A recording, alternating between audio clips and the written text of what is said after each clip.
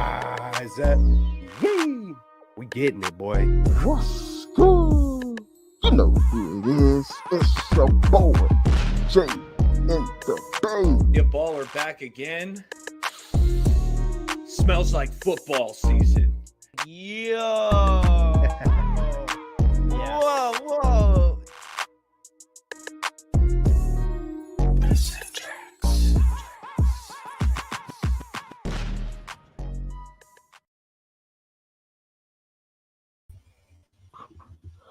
Faithful Niner Empire. What's good? You know who it is. It is the Straight Out of the Bay crew. We're back at it again.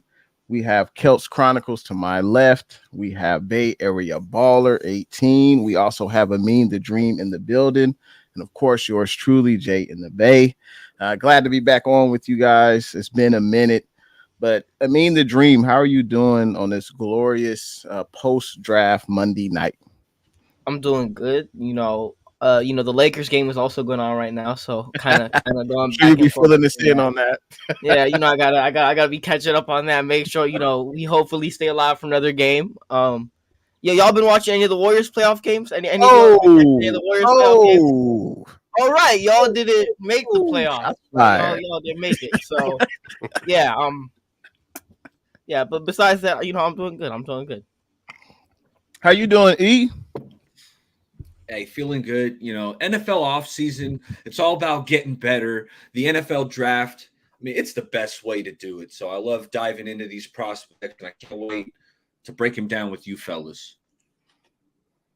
Celts Chronicles. Glad to be back, man. It's good to be back. It's been probably feels like 2 months. It's probably been about a month and a half. So it's good to be back, man. Let's talk some ball. Let's get into it. A lot of things have happened since then. So hey, let's go. No, absolutely. Always good to talk ball with you guys. I was definitely looking forward to Monday night. Huge shout out to everyone that's in the chat, whether you're watching on Jay in the Bay, Straight Out of the Bay, Amin the Dream, Celts, Bay Area Baller. Feel free to hit that like button. Make sure you subscribe. And we are glad to be here tonight with you guys and talking about the NFL draft. Well, fellas, the 49ers had 10 draft picks coming into this. They end up only selecting we left with 8 players, I should say. And I would love to know you guys' overall thoughts on the draft. Just a general thought. Did you like it? Did you not like it? Throw in a grade if you like. And then we'll, of course, get into each specific player. And maybe we'll talk some UDFAs. If you guys are down with that at the end of the show, maybe we can talk about that. But let's start off with Amin the Dream. What were your general thoughts about the draft? And we also saw a few trades from the 49ers. Feel free. Let us know your thoughts about the draft, man. General thoughts. Obviously, the whole speculation on Debo and Ayuk, are they going to get traded? Obviously, they didn't end up getting traded. So they're on the team for at least for now, going into next year. I don't think they will end up getting traded. In terms of the draft, I said it backstage, but this might be probably, at least pre-draft, my favorite, draft that the 49ers have had in the Shanahan and Lynch regime. I love the green pick in the second round. I also like the Pooney pick in the third round, which I thought was really good. The Dominic Pooney pick, he ranked PFF. He was the second highest in pass block grade. So I was vouching for in the offseason. I remember going back in the group chat with y'all that I want a guy that is good in pass blocking, and that's his strength instead of him just being good as a run blocker. I want someone who's also dominant as a pass blocker, and hopefully he could be that. Obviously, I wasn't necessarily the happiest with the Ricky Pershaw, first round draft pick, as him being a wide receiver in the first round. There was Kool-Aid McKinstry on the board. There was Cooper DeJean on the board. Not necessarily my favorite pick, but we'll get into that a little bit later. But overall, I wasn't necessarily disappointed. I was definitely happy with the draft, and I think, at least looking at it pre-draft, this was probably one of my favorite drafts. There wasn't any pick looking at it now, once it's all said and done, where I was like, why would you do that, 49ers? Or you drafted a kicker in the third round, or something, or 2 running backs again, Kyle, really? It wasn't anything like that. all the picks. I understood the thought process, and I was pretty satisfied with every pick for the most part. So can't complain. What say you, baller? Well, I felt the 49ers theme of this draft was to get experienced players. I mean, they drafted one Ricky Pearsall, Renardo Green, Dominic Puny, Garendo, Cowing, Kingston, Bethune. They drafted 7 guys that were fifth-year seniors, right? So they wanted to get experienced guys because, I mean, this team, you guys know, we've been saying it's a ready-made squad that's ready to compete for a Super Bowl. So I think they were eyeing guys that could kind of step in and make an impact potentially this year or, or next year. But they wanted experienced guys who have played a lot of snaps. They drafted, players who produce. There's a lot of production in these draft picks. So I thought that's what the Niners that was the theme. It was experience. But I'm with the mean. The Ricky Pearsall pick, it caught me off guard. I got to be honest. I looked at a lot of mock drafts, in the lead up. I didn't see anyone having Ricky Pearsall in round 1. Like round 2, round 3, I saw it because I do like Pearsall as a player, but first round did feel a little rich. But hey, we'll dive a little deeper into Slick Rick here soon. But hey, they went after experience, fellas. Experience, man. They also went with speed and dogs. They went with the speed. They went with, and I believe durability. I don't know. I don't think too many of these guys have had injury issues. I think the running back, Garendo, if I said that right. Yeah, man, just speed. And it also taught me something, the draft. It also, and then once my hopes and dreams of not getting Fuwaga or Latham or someone like that, kind of went out the window. It was easy to not be surprised about anything that was going to happen, to be honest. It's like, I mean, Shanahan's always surprising us. So I've learned that over the years. So I expected it to be honest, probably worse than Slick Rick. I thought it could possibly be someone further down. Some people said it was a reach. Other people had him, higher up on the big board. I overall liked the draft. And it taught me that wide receiver is probably a bigger concern than we think. I mean, we've seen what happened with Debo. We see the injuries with Ray being inconsistent. Danny Gray, it doesn't seem like that's Kyle's guy, but see that, and that also taught me you can't just go get one speed guy and think he's going to come in and know all the stuff. So they went and got a cut there. One of these speed guys are going to hit. One of them got to, eventually. So I see the vision and I see why. We've seen a couple of games last year when Debo was out, and it's not maybe necessarily the protection of Debo, but just the spark plug. It switches Kyle up to where everything gets out of rhythm. So I think Kyle's bringing in plan A, B, and C and making sure to where when that twig hits, he ain't going flipping over the handlebars when stuff gets rough. So that's what I've seen from the draft. I learned a few things. So Niner fans that are in the chat right now, feel free to leave your comments. Let us know what you thought about the draft, just your general thoughts. But I thought it's interesting because Shanahan and Lynch, they had the pre-draft meeting with the media a few days prior, and they tell you what you want to hear in certain ways, but for the actual draft, they're telling you what they feel about their squad. And going up against the Chiefs in the Super Bowl, what was the narrative about the offense? Oh, we can't separate against the Chiefs corners, and the 49ers didn't really add any offensive free agents of note.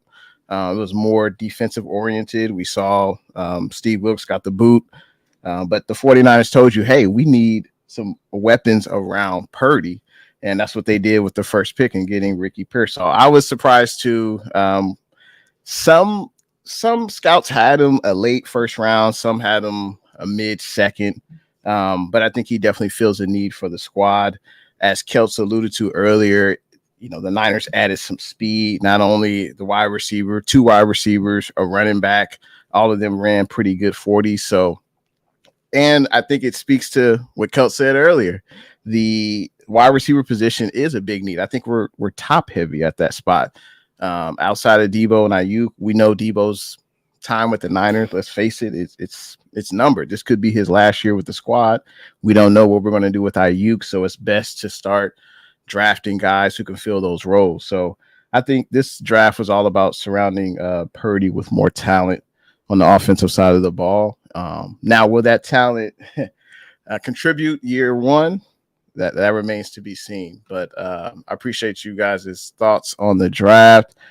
Let's see, 49ers breakdown. Also, got to say, what's good? We have Juma Forever in the chat, David McNiner, 49ers breakdown. We have Ahmed, Allow. Appreciate everyone tuning in. Feel free to hit that thumbs up button. Yeah, I'm sure everyone saw that by now. CJ Stroud's reaction to the Pearsall pick got him excited. He said that Pearsall was elite. Absolutely. That definitely made me feel better about the pick when you have your peers talk about how good you are. To me, that's on another level compared to a coach. It just hits differently. But let's get into, I mean the Dream alluded to it earlier. He talked about a few players that are still currently on the roster.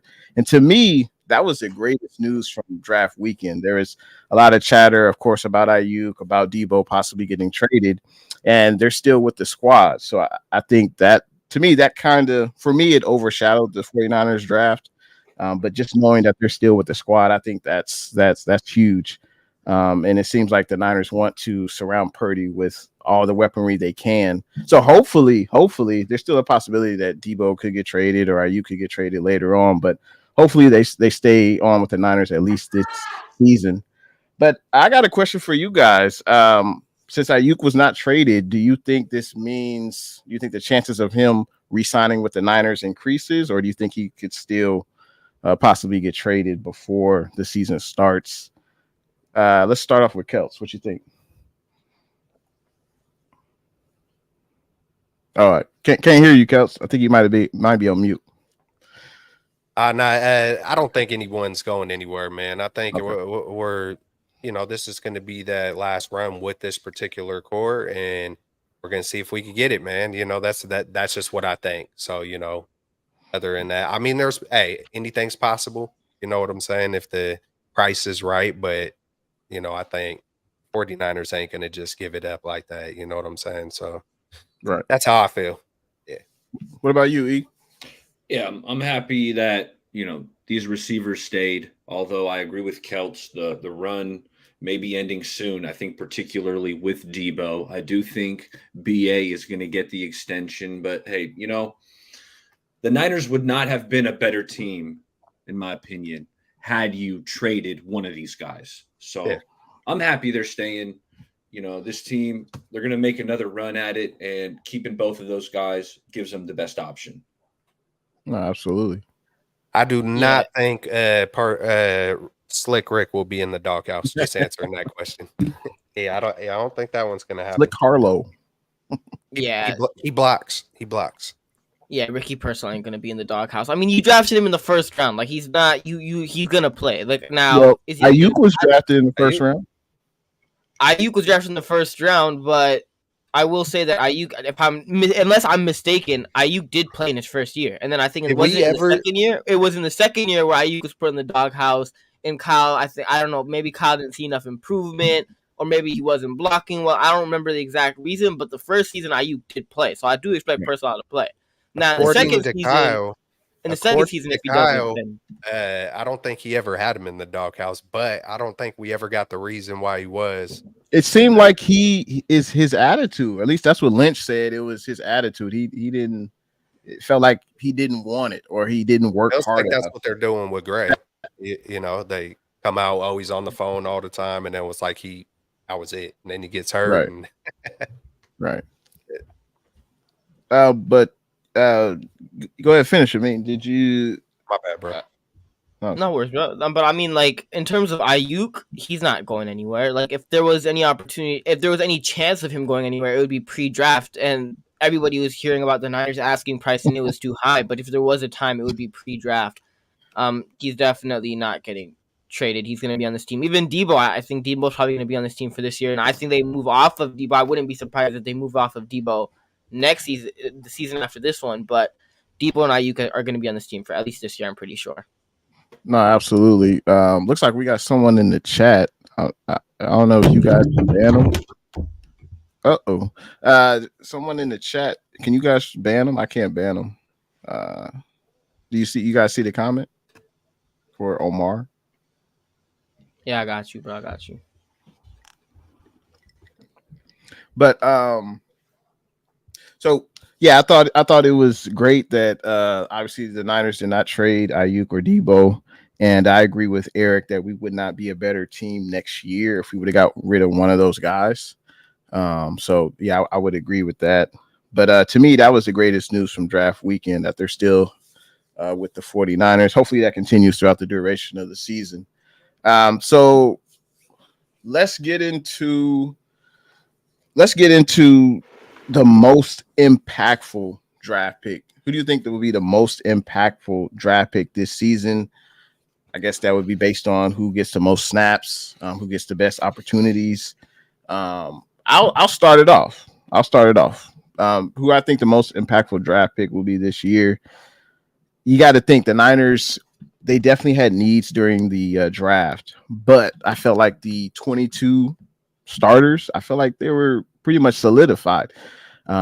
We know that the Niners feel confident about their offensive line, so I don't think there's going to be anyone who was drafted along the offensive line in the draft that's going to really contribute this year. But we'll see. We'll see what happens in training camp. But I liked round 4, pick 130, Jacob Cowing, the wide receiver out of Arizona. Now, I know this wide receiver room is stacked, but I think he brings an element to this offense that we haven't really seen since Marquise Goodwin. I guess that was Shanahan's first year. He definitely brings a lot of speed, ran the 4.4 and the 40. He was as Eric said earlier, he's another 5-year starter.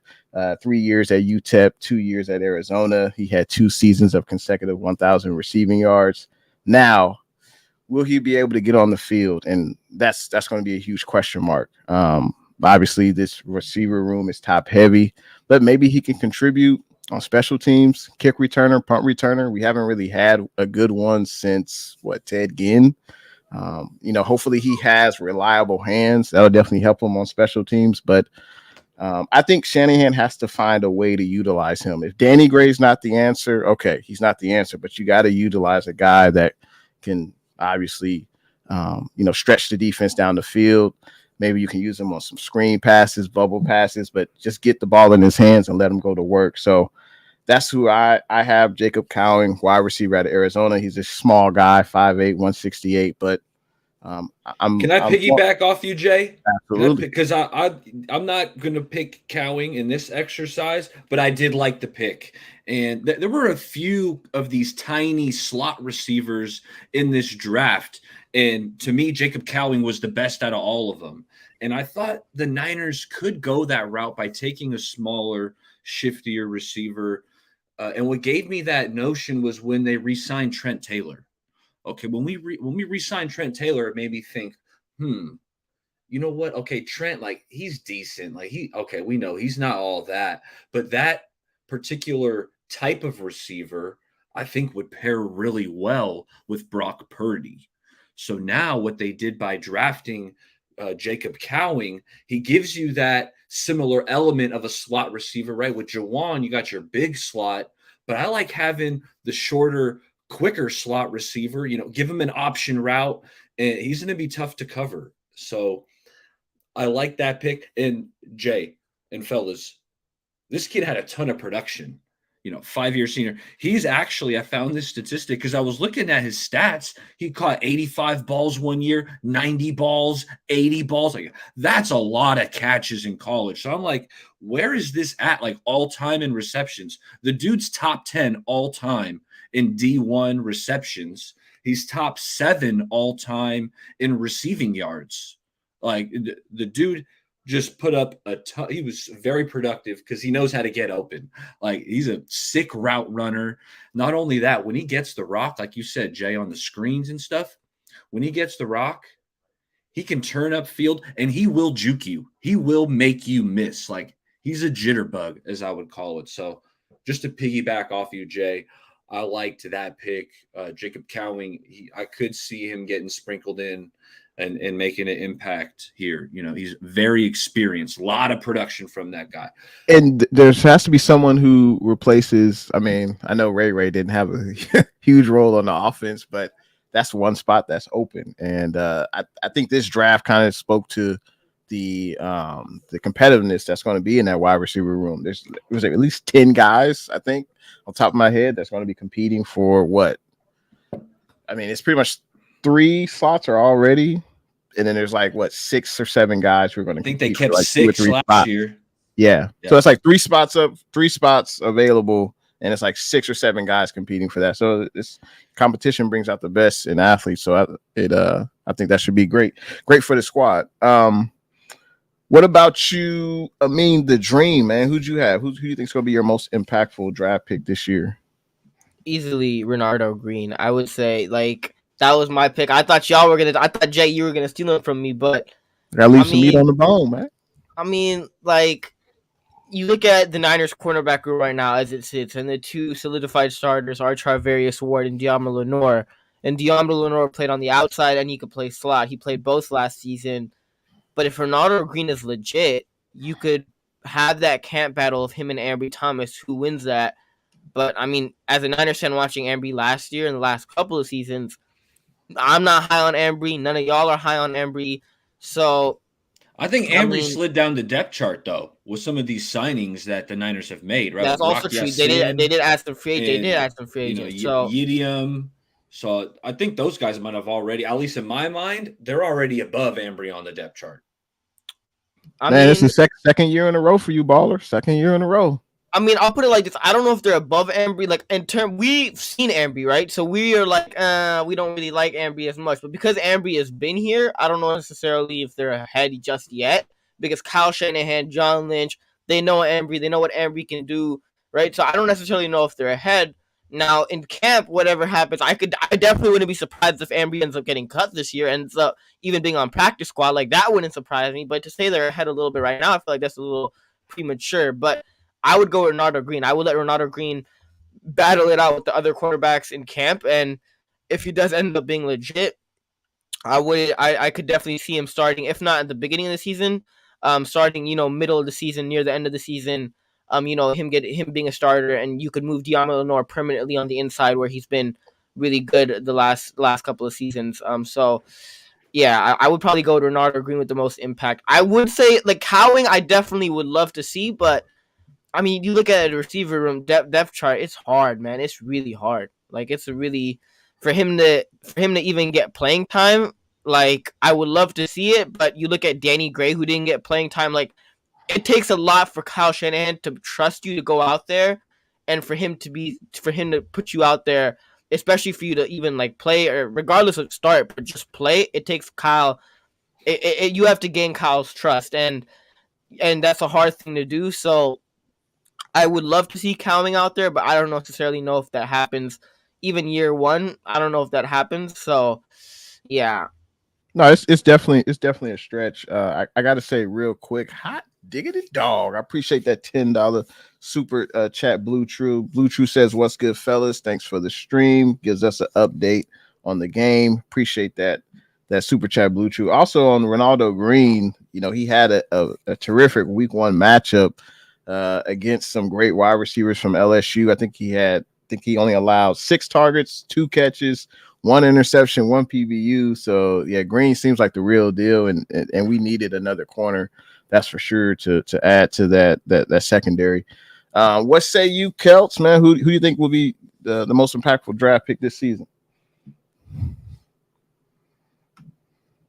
I think you're on mute again. Hey, I'm on the same page as Amin. It's the easy one, and I'm just excited, man. I mean, Renardo Green, for Oliver, Oliver was the one guy last year, and then it became the Ambry Thomas, just, but look, man, we got Isaac, man, I don't want to mess his name up again, but it's Garindo? Is that Guillaume? But I'm just happy about that nickel position, bro. Where it's just like having Green and Guillaume, and I know I messed that up, but besides that, hey, all it takes is one injury. Hey, you never want it to happen, but I mean one injury, and maybe not even injury, but hey, Pooney might have a shot, man. I know Feliciano's there, but and Hereford, but you just never know. You never know when they get on the practice field. I mean, Kyle Shanahan is, I think, grown a little bit to where he's like, man, I should have known with Brock Purdy. He was the better guy. I think they're still growing and still filling in on exactly how they want to attack things. So it feels like this could be the year where we see guys take steps up more than other years. I've heard them talk about it a little bit more. So, I'll go with Pooney just because there's no more meat on the bone. Whoa. There's plenty of meat on there. Although, I kind of piggybacked on Cowing, but really I got a different pick. So I haven't even gotten to my guy yet. Oh, no one said Slick Rick. And that's where I'm going. That's exactly where I'm going. I know you like Slick Rick too, Kelts. But Dominic Puny, I'm gonna piggyback off you because I do like Puny. When I was watching the tackles, he was a bit further down on the list. The first thing you notice about Puny is how wide his body is. Like this dude's thick. Like he's got a big build. If you're gonna beat him, bro, that's that. If you're gonna beat him to an edge, like you got to take the long route. Like it takes a while to try to get around this dude. I mean, he's a wall. He had a 90.4 pass grade per PFF. Just I was really impressed with what I saw. I watched him against Texas, and I thought he did more than just hold up against that Texas formidable front. The guy gave up 0 sacks in 2 years at Kansas, and he can move. I mean, for how big he is, that boy can move. So I was kind of like, okay, hey, he's a. So I like that pick too. Slender. He's not slender like a McGlinchey, and that's why they went for McGlinchey because that was the downside of McGlinchey. He could get kind of ragdolled and thrown around because he was a little slender. So now they found that guy that's just enough athletic enough in Kyle. You hope they learn their lesson a little bit there with McGlinchey, right? And they're kind of correcting it, going with Banks, the bigger boy. Now you get Dominic Puny, but I'm going with Slick Rick in terms of who's going to have the impact. Look, first round picks feel like they tend to find themselves on the field a little bit more. And this Niners team, we know how stacked it is. I think it's going to be hard for a lot of these other guys to kind of crack the lineup. But Ricky Pearsall, he's going to bring a different element to the slot other than Jawan Jennings, right? And right now, the Niners tendered Jawan, but he hasn't signed that tender yet. So I don't know how sticky things can get. Jawan, I feel like he's going to be back, but right now he hasn't signed it. So that being said, I think Ricky Pearsall is going to find himself on the field because the dude's just an awesome route runner. Like when you're watching his routes, he's got the head fakes and the shoulder fakes. He's got those down. That's the way he likes to separate.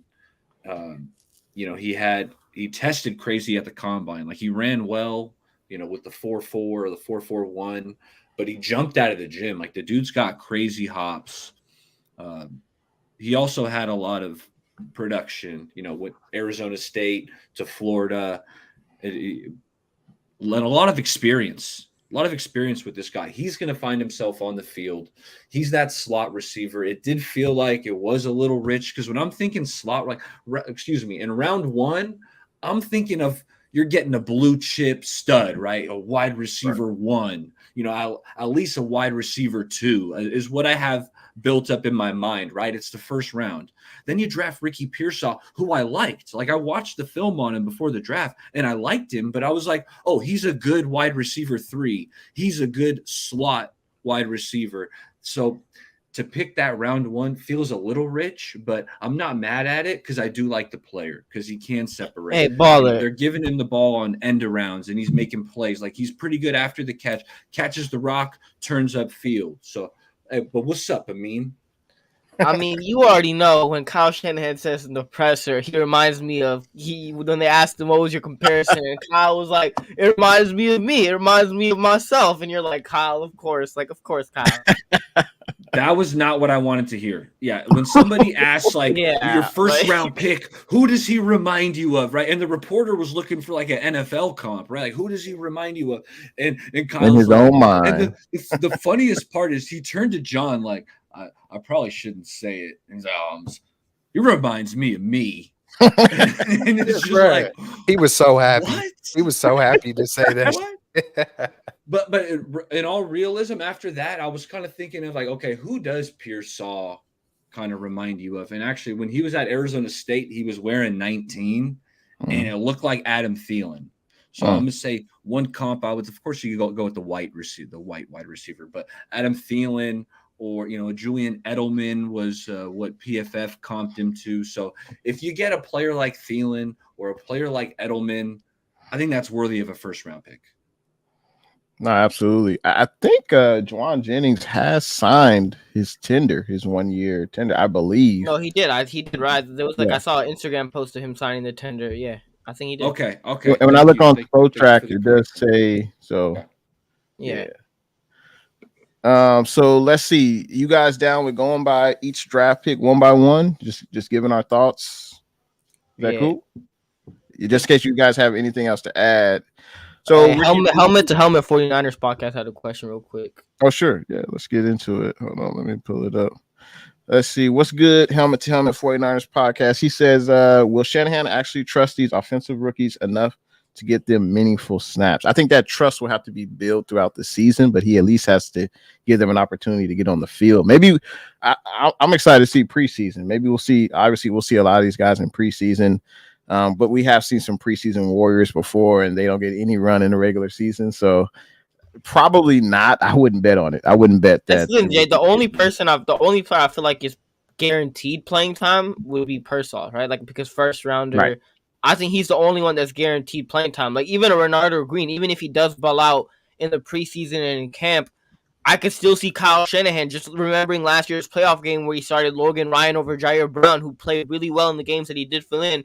Kyle was like, let's start Logan Ryan instead of Jair Brown. Like, I could still imagine, even if Green has a good camp, or even if Pooney has a good camp, Kyle Shanahan going with John Feliciano over, or Colton McKivitz over, Pooney, or Ambry Thomas, or one of those free agents that we signed over Renardo Green, even if they do ball out in the preseason and have good preseasons and good training camps. Yeah, it's hard to gain Kyle's trust to get on that field. The only one that I would say is guaranteed is Pearsall. Yeah, you just got to be mentally sharp, man. You got to just be completely on point, and you got to be fully ready, and then you got to weather the storms of injury and get a little bit of luck, and you just got to be on point with everything. I feel like you just got to be fully ready, but at the same time, I could see someone in a lower draft spot, like coming up, like a Braden Willis, Latou type thing, even though Latou got hurt, but it seemed like it was almost trending that way, like regardless of the injury. So you just never know. You never know how it's going to pan out. I think it's more up to the players, but it seems like Kyle's leaning toward being more willing. That's just the vibe I'm getting from, organization. So. Did anyone have anything else to add on Pearsall? I'll add that I think that Kyle, the fact that he saw Ricky Pearsall run some of the routes that he likes to use in his offense, for example, slant routes and crossing routes, like there were a lot of routes that they used at Florida. I thought that kind of looked comparable to what Kyle likes to scheme up. Because then you look at a player like Xavier Legette, he caught 0 slant passes this past year. 0 slants. And it's like, if you know Kyle, like he loves the slant route.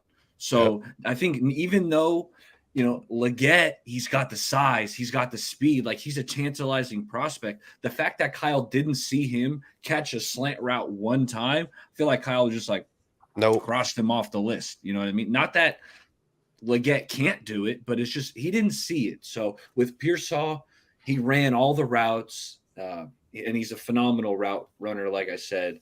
But I think the fact that Kyle was able to see that, and he's good on slants. He was targeted 11 times on crossing routes, caught all 11.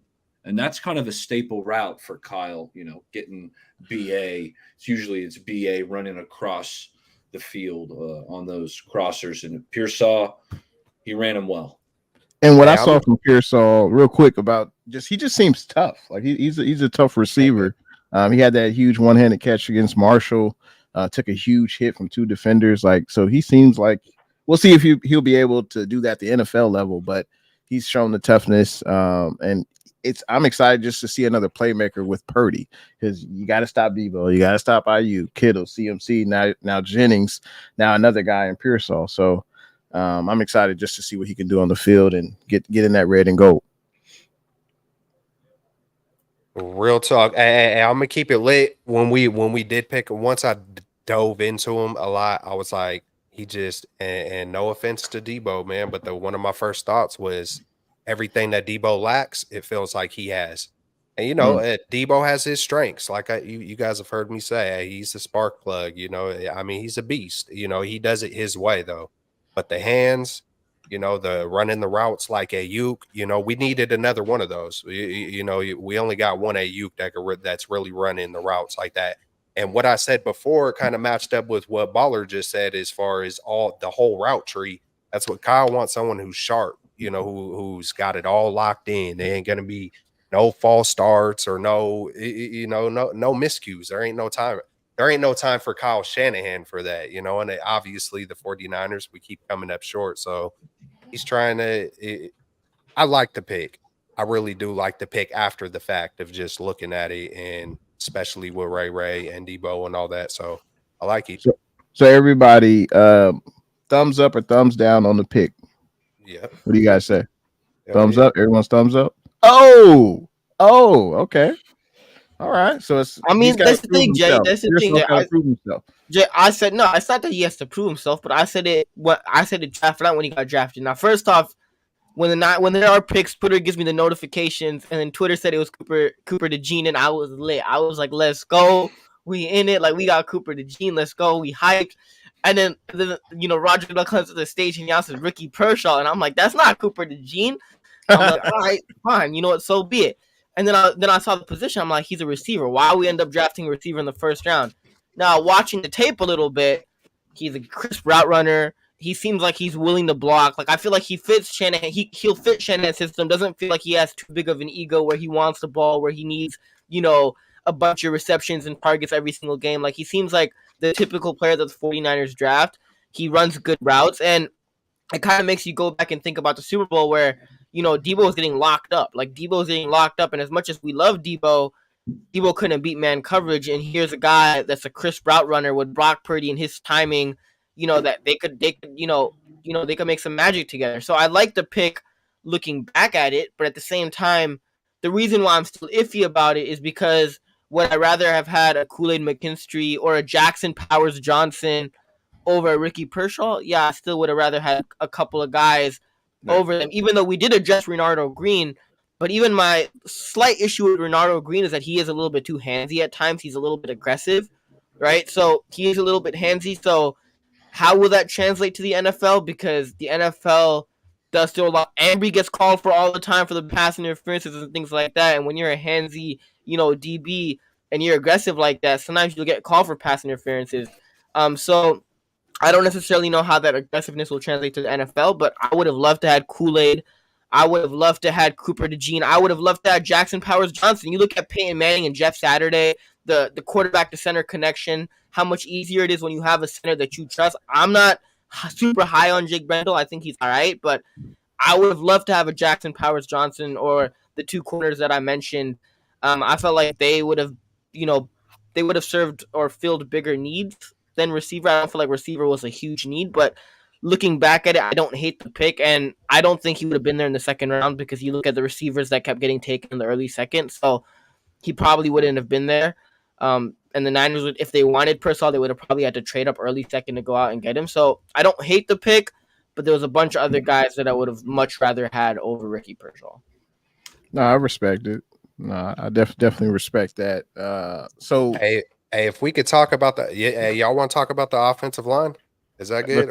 Let's do it. I just wanted to just chime in just because, that's been one of the biggest things throughout the whole offseason is, hey, upgrade the O-line, free rushers. Is it design? Is it scheme? Is it this? And, you see stats getting thrown out with, Trent Williams, 0 sacks all season, and McKivitz with 9 sacks on the season. One thing that put me at peace this draft was this is what the 49ers want. The 49ers want the line that they have.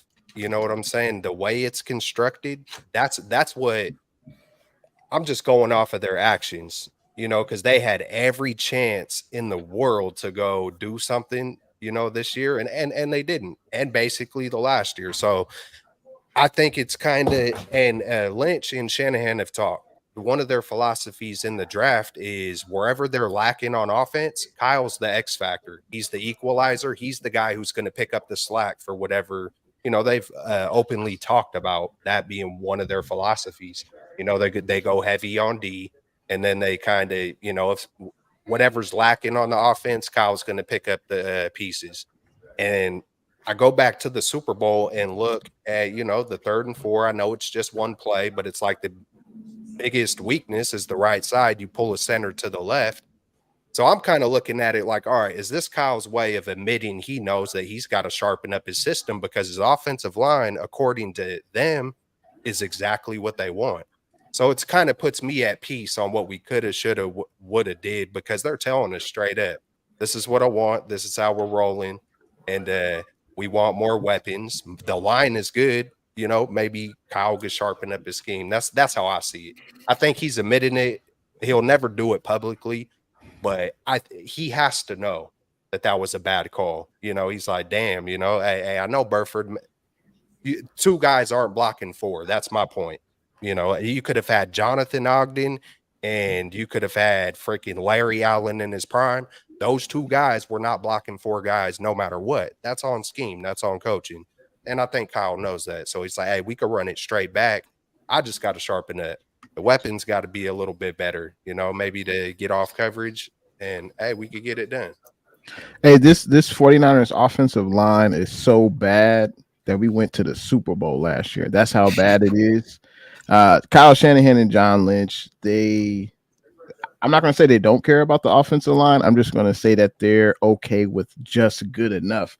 And that's kind of what it is. Outside of Trent Williams, Banks is good. But outside of that, it's like they're just good enough. But Shanahan is like, hey, we didn't have to spend, except outside of Trent Williams, we didn't have to spend big money on this offensive line. And we got to the Super Bowl.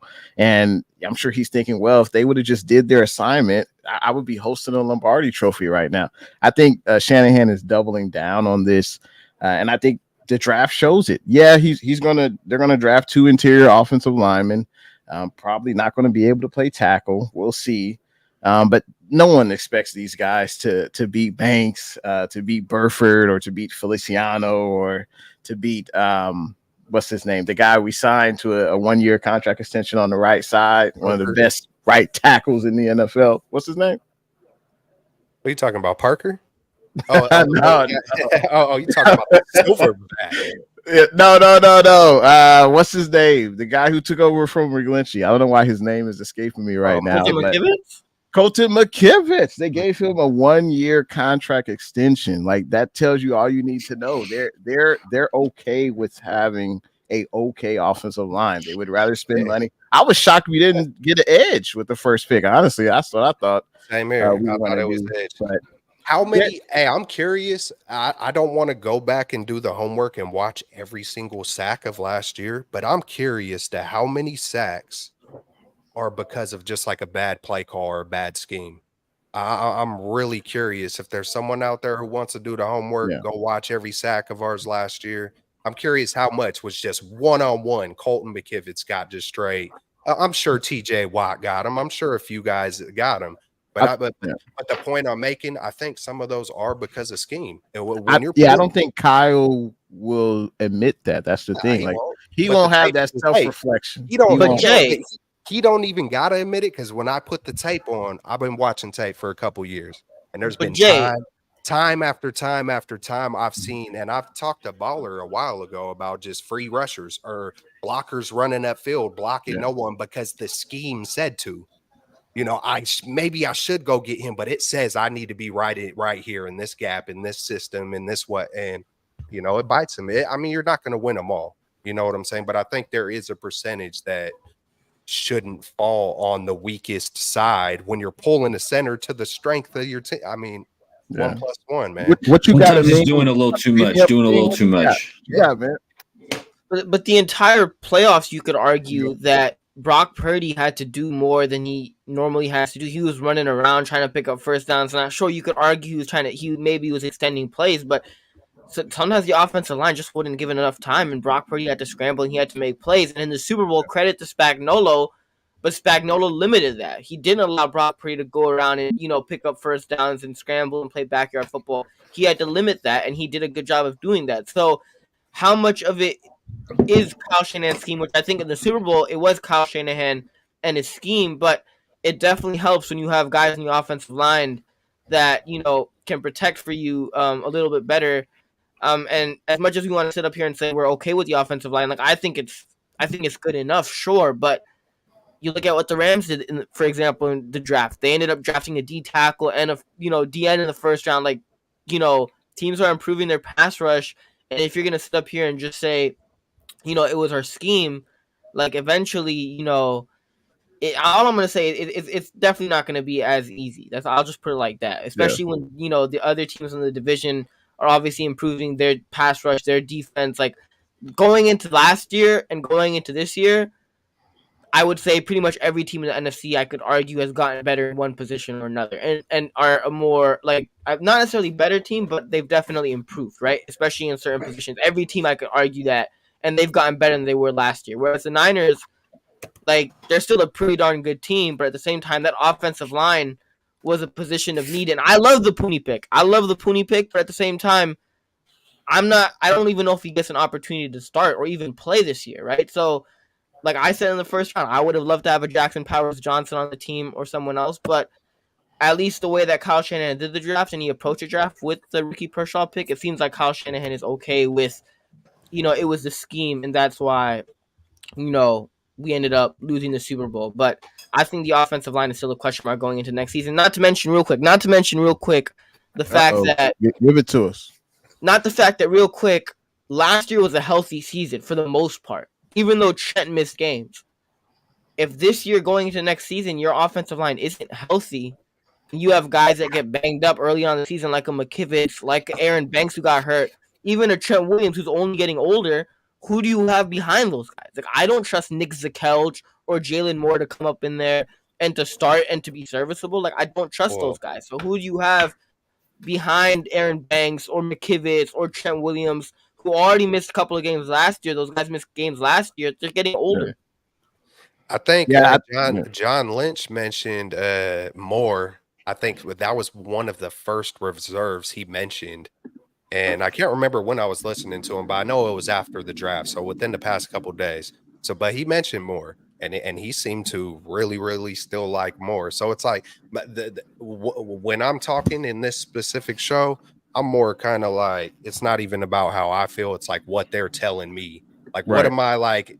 I'm listening to them, and I'm like, all right, this is what it seems like they're saying. It's like, I'm over here like, damn it, man, you should have got Fuaga. You had a golden opportunity, but I'm hella happy we got Ayuk.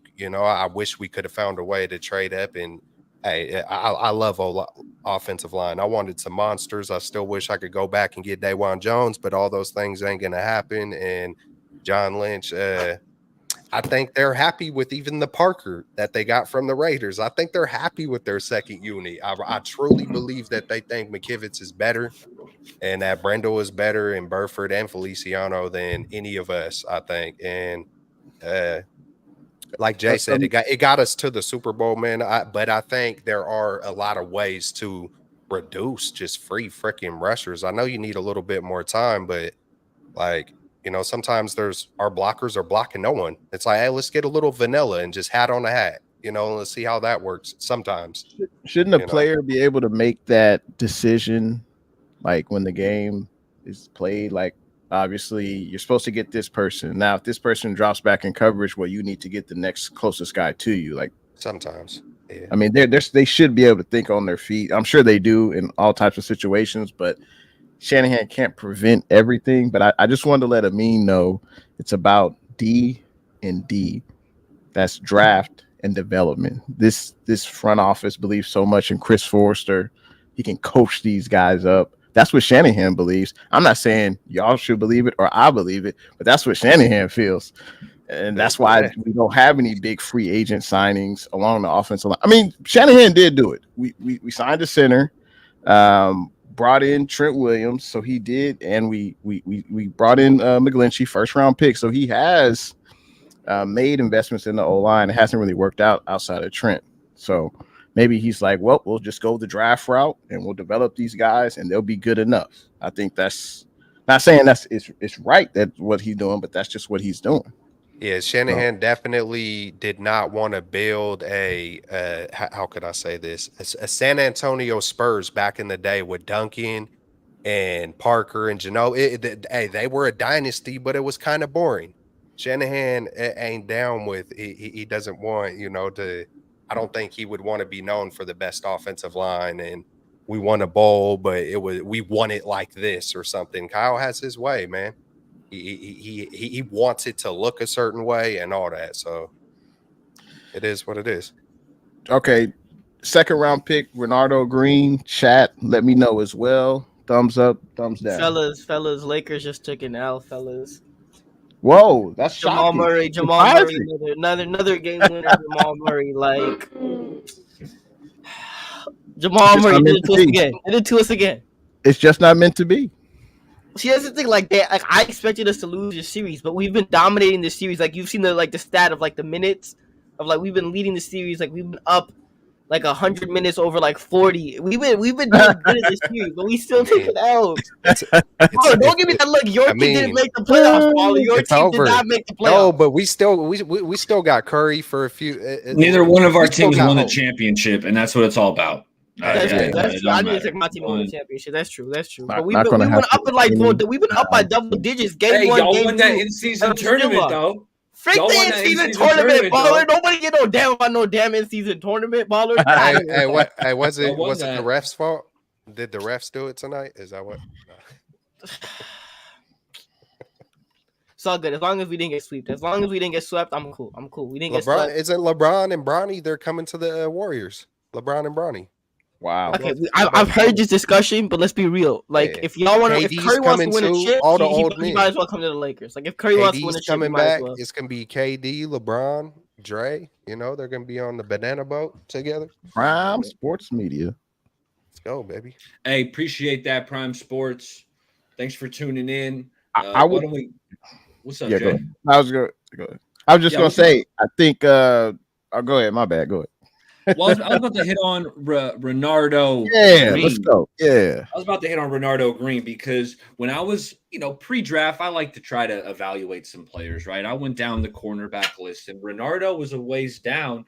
But when I got to him, man, I had to put a star by his name. That's how you know I like you.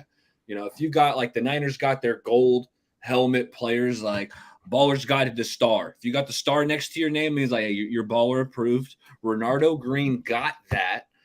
Sticky man coverage, and I saw that on film, and it matched up with what PFF was saying. PFF gave him a 90 grade in man coverage. Like you said earlier, Jay, he was awesome versus LSU, held Malik Neighbors, who everyone loves, to 2 catches in the game.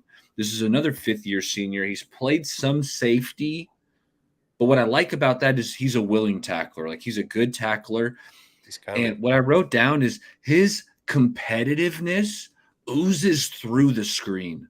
Like, this dude is ultra competitive. Like, if he's guarding you, he does not want to let you catch that ball. Now, the detriment to that is he can be handsy. Like, he doesn't want you to catch it so bad that he kind of grabs a little bit, latches on, and he's physical, but sometimes it shows up. Al Sacco tweeted out a stat. I'm going to steal it.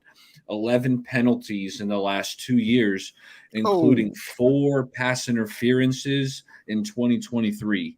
So while I do like the pick, he is sticky in coverage, and he's a man guy. So now it makes me think, okay, are we going to be switching playing a little bit more man? Is that what they're looking at in the future? But he's sticky. He's ultra competitive. He will tackle, but he's a bit handsy. When I heard him talk for the first time, because typically I'm all over these guys, man. I'm watching the interviews. I'm trying to peep it all, their character and all that. But I just heard him just briefly one time talk and just instantly hit me. I was like, man, he reminds me of a young Jimmy Ward. Like just his swag, his confidence. Like I could see him when he gets comfortable in a couple years. Like, nah, I want them to feel it. They're gonna feel it every day, every damn day. Like, he just seems like that kind of a dog. And it starts with the mentality, man. It starts with the intangibles. It always starts with what's upstairs. And when you get a guy that's wired and, the 49er way when it comes to defense and the way that John Lynch views it is he wants you to go through the tackle. He wants you to just all gas, no brakes, because if you don't get him, then the guy behind's going to get him. So you go full throttle. And that's what it seems like him. And I know we're going to get to the other guy and I don't want to mess his name up. So I'm going to listen to Baller say it first. Hey, Andrew Hayes Stoker and Daniel Bullocks. Those are the secondary coaches of the Niners. So they need to coach that out of them. You got to be aggressive, but basically not where the referee will see it, because the Chiefs were really handsy on us and they didn't call squat in the Super Bowl. But that's what coaching is all about. You got to coach that out of them. It's like kind of like what Steve Kerr says to Draymond, right? Like, we need you to be aggressive, but you got to, you have to know the line and don't cross it. Draymond, obviously we know he can't handle that. He crosses that line multiple times, but you don't want someone to not be aggressive, So, but I like the pick. I love it. Outside of Mooney and Demo, I mean, this secondary it's wide open. I mean, as far as corners, we'll probably keep at least 5. So, there's multiple positions up for grabs, and I can't wait to see, because Luter will be back. I know he was banged up last year. He'll be back, hopefully healthy. Womack hasn't really made the most out of his opportunity. Ambry's hanging on by a thread. And also the free agents we signed, Rock Ya-Sin. I don't want to mess his name up, but you guys know who I'm talking about, the other vet corner that we signed. So I'm excited that we have some young talent in the secondary, and it's going to be exciting to watch how that final roster countdown comes down. Got to say, what's good to G12? Appreciate you tuning in to the stream. Hot diggity dog. Appreciate that, man. Let's get to the other pick, unless someone else had any closing thoughts, or Mr. Renardo Green. No? Okay. The interior offensive line, Dom Pooney. Did anyone have anything to add on Dom? No? I'll just reiterate that I like the pick. He's got a wide body, awesome in pass protection. He played some guard, but this past year he was at tackle. But when I was watching him, me and the 49ers, I feel like we were on the same page with Puny, because when I was watching him, I'm thinking, man, this dude could be a really good guard. And I think that's where he's headed. And hey, year one feels like it might be a stretch for him to be a starter year one. Again, this Niners team sat Aaron Banks his whole rookie year. So I could see something similar like that with Puny. But next year, man, like one thing I wrote down when I was watching him is he could play somewhere for me on this line. Like, I don't know if he's a left guard, he's a right guard. He was playing tackle, but I want him somewhere on my line because he's a darn good football player. He also took some snaps in the Senior Bowl as well. Dom did, and as you mentioned, he played both tackle spots and left guard. So it's good to see the versatility. Center as well, I think, right? Yeah, yep. He played center in the Senior Bowl. In the Senior Bowl practices, he took some snaps at center. So I imagine he won't transition to tackle, probably because his arm length. I was listening to Kruger, and he was saying if you don't have 34-inch arms, you most likely won't play tackle in the NFL. And I think he's a few inches short of that. So should we get into now? This brother's name is, I'm gonna have trouble with this because his name looks like it's pronounced Malik, but I think it's pronounced Malik. Someone correct me if I'm wrong, but I've heard several people say his name Malik. What I noticed from him, he reminded me of Peanut Tillman, the brother who used to punch the balls out, get those fumbles. That's what I noticed in his highlight. And we drafted him, of course, in the 4th round, safety out of Wake Forest. He had a solid 40 time, 4.54. He led Wake Forest in tackles this past year. So I think this is a solid pick. Malik. He's a thumper. And that's definitely what we need on the squad. There's no more Tayshaun Gibson. Huff, hey, who knows if he'll be back in time for training camp. So, hey, he may get some snaps. I'm excited to see what he can do in the preseason if he doesn't get meaningful regular season snaps. Anything else stand out about him? I'm still watching more tape on the Wake Forest product, Malik Mustafa. But hey, as soon as you put on the film, the thing that jumps out at you is how fast this guy plays.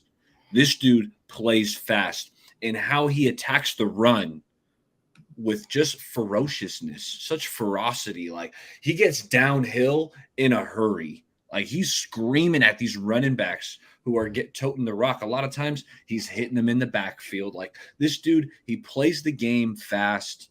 So I like what I saw from him. The ball production, I need to see him more in coverage, because I haven't seen enough of him in coverage. But off the bat, the dude is awesome playing the run. And you said he ran a 4.5, whatever. He plays even faster on the field. And baller, not to mention, like, I know it's not in terms of on the football field, but he grew up a 49ers fan also. So, I mean, like, just Always think about that. Yeah, always a plus. Always a plus. I mean, think about it. You're a young kid rooting for the Niners, and then you end up getting drafted by them. Like, and Bob Sanders was the guy who came to mind when I was watching him, because he is short. I think he's only 5'10", but this dude's thick. Like, he's built, dude. This dude spends a lot of time in the weight room. Right. Mustafa, like, yeah, that's perfect. You can see it, but just how fast he plays and just kind of his build, it was looking like Bob Sanders.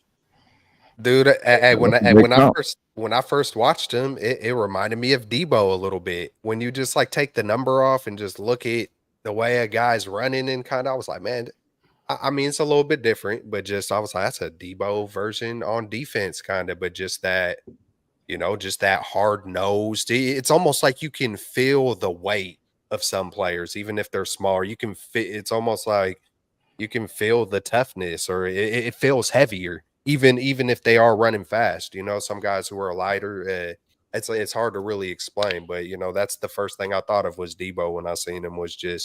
But I love Bob Sanders. And who did you bring up, Jay? You brought up another Peanut Tillman. Peanut Tillman. Yeah, he was punching the ball out on his highlight reel. So yeah.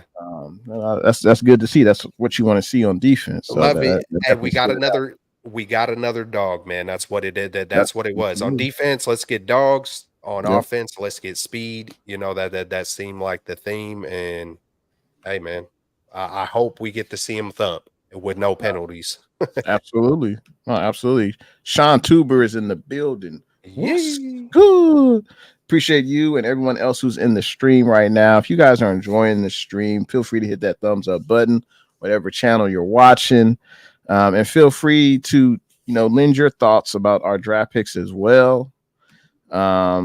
Next guy, Isaac. How do you pronounce his name? Last name, Kels? Garindo. That's right. Yeah. One interesting thing about him, 6 even, 221, running back from Louisville. He wasn't super productive in college. He spent the first 4 years of his collegiate career at Wisconsin. I think Jonathan Taylor was ahead of him. Also, another running back. I think he plays for the Jets now, and he was drafted this year too. But his name is escaping me. But he didn't get much PT at Wisconsin, but he had a pretty good year with Louisville, led the team with 810 rushing yards. He has great speed. I think I heard a crazy stat, 6 feet, 221. The last guy who weighed over 220 pounds that had a faster 40-yard dash than he did was DK Metcalf. So that's a pretty good comparison. I don't know if he's shifty or if it's just straight line speed. I guess we'll see. But hey, the Niners drafted a running back. It's not in the third round. We've had success drafting running backs past the third round, so but we'll see what he can do. Anything else? I will say though, I will say not really stands out about Isaac, but then where does JP Mason fit on the depth chart with this? Because like I love me some JP Mason, but Kyle don't. I mean that's the thing though. Kyle, like I could see JP Mason on the practice squad maybe, but yeah, it's tough, man. I mean, Elijah Mitchell. There's no guarantee for Mitchell. I honestly would rather, even though this might be a hot take, I'd rather have JP over Elijah Mitchell. That's just that's what I'm trying to say. I would trade Eli for a 6th or 7th round pick. Yeah, and get something like make some room for JP Mason, but also make some room for Garendo. Because I got to be honest, I didn't pre-draft. I didn't hit the running back position because shame on me. I didn't think we were going to draft one because I like McCaffrey. Baller, you didn't think they were going to draft one? They draft one every year. Baller. I know. I thought they were going to be cool with the guys we got. Obviously, I was wrong, but I went and I watched the tape on Garendo, and what I'll say is this dude looks really good running under center. Louisville was one of these rare colleges that was running some under center offense, right? So much of college now is shotgun, spread, but it was refreshing to see Louisville go under center, have the quarterback turn his back to the defense, hand the ball off to Garendo. And I thought when they did that, I thought Garendo was running his best under center. We know Kyle. Well, I feel like Kyle's kind of been maybe leaning a little bit more shotgun. I felt like under center took a little bit of dip, but year in and year out, he's one of the most high usage coordinators or offensive play callers that calls under center plays. So I thought Garendo looked good in that scheme. The 4.33 speed shows up. The dude's got a thick build. Larry's. I like Larry. He's got some funny ideas sometimes, but he wants to turn Garendo into a fullback, kind of as the juice replacement. You got a 4.3 fullback. That does sound kind of intriguing. But what I'll say is Garendo, he can catch it. He's not the shakiest. He doesn't have the most wiggle. He is kind of a straight line guy. But hey, as a one cut, right? In that one cut offense, when you're running under center, really it's about making that one cut. Stick your foot in the ground, get upfield. I think he can do that. But Baller, in terms of the whole Mitchell and Mason thing, I would trade Mitchell only because he gets hurt all the time. Also, he's really injury prone. So, I wouldn't mind moving off of Mitchell. But the thing about Garendo is, you look at how much Shanahan utilizes Christian McCaffrey. I don't know if Garendo even gets an opportunity to play. JP Mason didn't get an opportunity to play, and he's been on the team last year for at least multiple seasons. So I love the idea of Garendo, but at the same time, I don't know if Garendo's gonna get any playing time, right? I don't expect him to get playing time, right? But I don't get why we draft running backs year after year after year when most of the time, at least in the past, they've either gotten cut or they've gotten released by the 49ers. And in this case with Garendo, even if you get rid of Elijah Mitchell hypothetically before the season starts, at least looking back at last year, when Mitchell was hurt, you utilized Christian McCaffrey so much to the point where you sometimes don't even some of your RB2 doesn't even get touches in the game. And I was pounding I don't know if I was pounding the table for it last year, but I think JP Mason would be a great third down back for us on third and short. He's a power back on third and short, but Kyle Shanahan still would heavily rely on Christian McCaffrey for whatever situation it would be. And I think part of that is McCaffrey wanting to be out there every single snap. But if you're not going to use your other running backs, what's the point of drafting these guys? I get it. I get Garendo and his talent, and I get that. He's, the speed and everything. But at least last year in particular, you've shown that you only use one running back heavily in Christian McCaffrey, and your other running backs Christian McCaffrey kind of overshadows your other 2 or 3 guys that you have on the roster. You got to have at least 3 to 4 backs. I would say this year is probably the first year. Right? No, through Shanahan's tenure, I think he's had a different leading rusher every year. I believe Breida, Mostert. I mean, I think this will be the consecutive season where he's had the leading rusher. We expect that to be CMC. But yeah, I agree with you. I mean, we need to give other running backs more burn. Limit CMC. But I don't know. I guess Shanahan just gets to. I just got to give him the ball. No one else can get it. And that's just how he Well, he coaches gets for caught whatever up in the reason. moment, but also McCaffrey doesn't want to come off the field. That's the other Right, half of right. it. That It's was twofold. the last year was supposed to be that legacy year. Everybody was all in. They wanted to have that. But Like then, that. but then in the Super Bowl, you don't do that, Kels. In the Super Bowl, you don't use Christian McCaffrey. So it's like the entire year you decide to use Christian McCaffrey, and then in the Super Bowl, you're like, Christian, Then, we're then it's like let's force Debo the ball. yeah. I'm Because like, it doesn't make sense. Kyle decided to go trickery because he was probably still hungry. That's what he chose. I mean, look at the 3rd and 4th play just by itself, and then you guys just alluded to the biggest point. Let's go heavy with Debo. That whole Super Bowl was like trickery. Like, I mean, he even had freaking Jawan Jennings. Hey, it worked. Throw a touchdown pass. But my point is, you pull the center to the left and take away from the weakest part of your field, the right side of the line. I'll keep going back to it because that's trickery. Hey, we're going to run a fake sweep toss or a fake jet sweep to Christian to the left. Those are all our strong players. Psych. Oh shit! Here comes a blitz. Game over. Like I expect nothing less from a head trickery. coach. That's I expect Kyle is nothing less. Real quick, I expect nothing less from a head coach who just compared himself to a collegiate receiver, our 1st round pick. I expect nothing less from Kyle. part of Kyle's game will always be confusion, trickery, just like and it works. It works a lot, man. And it's just I'm learning. Hey, this is who he is. I Yep. can't do nothing about it. I wish I could. I'm frustrated. I wish the line was a little bit better, but every team got their flaws, man. And if that's our weakest, our roster has still gotten better each year. I go back and look at 23, 22, 21 each year. It's still, even if it's by an inch, it's gotten better. So Kyle's got it mastered, man. I mean, the Niners are in a great way. We've come up short. We're all still paying attention. He's got it locked in. Hopefully, but I do believe if he breaks through, I think we're going to get a few if he breaks through. But is it? I'll say this though, Huge real if. quick. This is a question for y'all though. Is it just me, or do I feel like I get it, like the trickery in the Super Bowl and he had that little trick play, but I feel like going back to when Jimmy was quarterback, I felt like Kyle Shanahan was way more creative with the offense. Now, he had to be in order to make Jimmy Garoppolo work, but I felt like the offense was more creative, and Kyle Shanahan, I would say, was more in his bag with Jimmy Garoppolo. Not necessarily Jimmy being the better quarterback, but I felt like he would design things where you're like, okay, this is offensive genius, next level, scheming guys open, doing certain things. Where I feel like with Brock Purdy, I feel like even in the Super Bowl, like the play calling was whatever, and we know that. But even throughout the season, I felt like the play calling was just, it wasn't what I've seen from Kyle Shanahan when Kyle Shanahan's at his best. And I don't know if that's because he trusts Brock to go out and make more plays, but I feel like the offense has kind of been Like, I don't feel like it's been, not to say it's bad, right? Because there's offenses in the league that are like atrocious, but it's not what I've seen from Kyle Shanahan when he's been at his best, or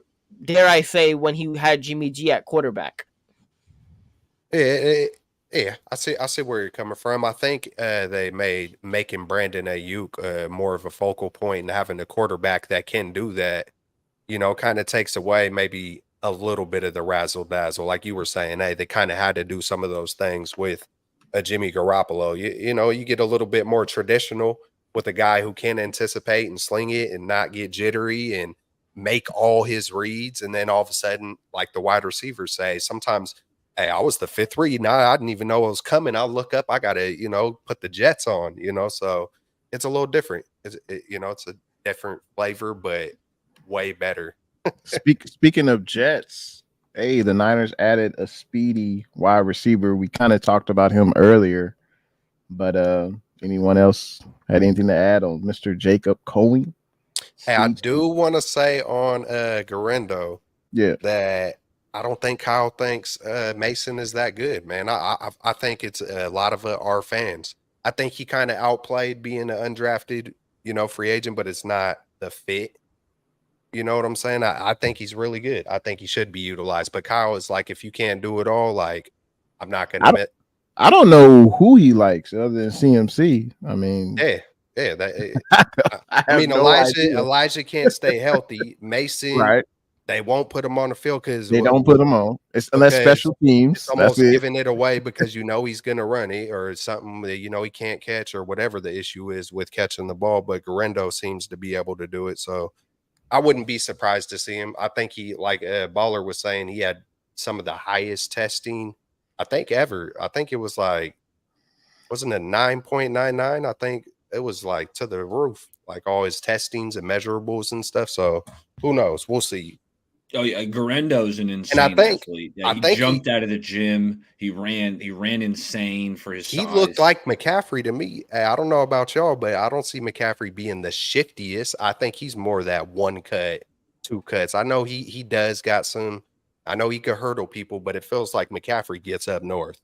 I don't see him going a lot of east west. So it reminded me of McCaffrey a little bit.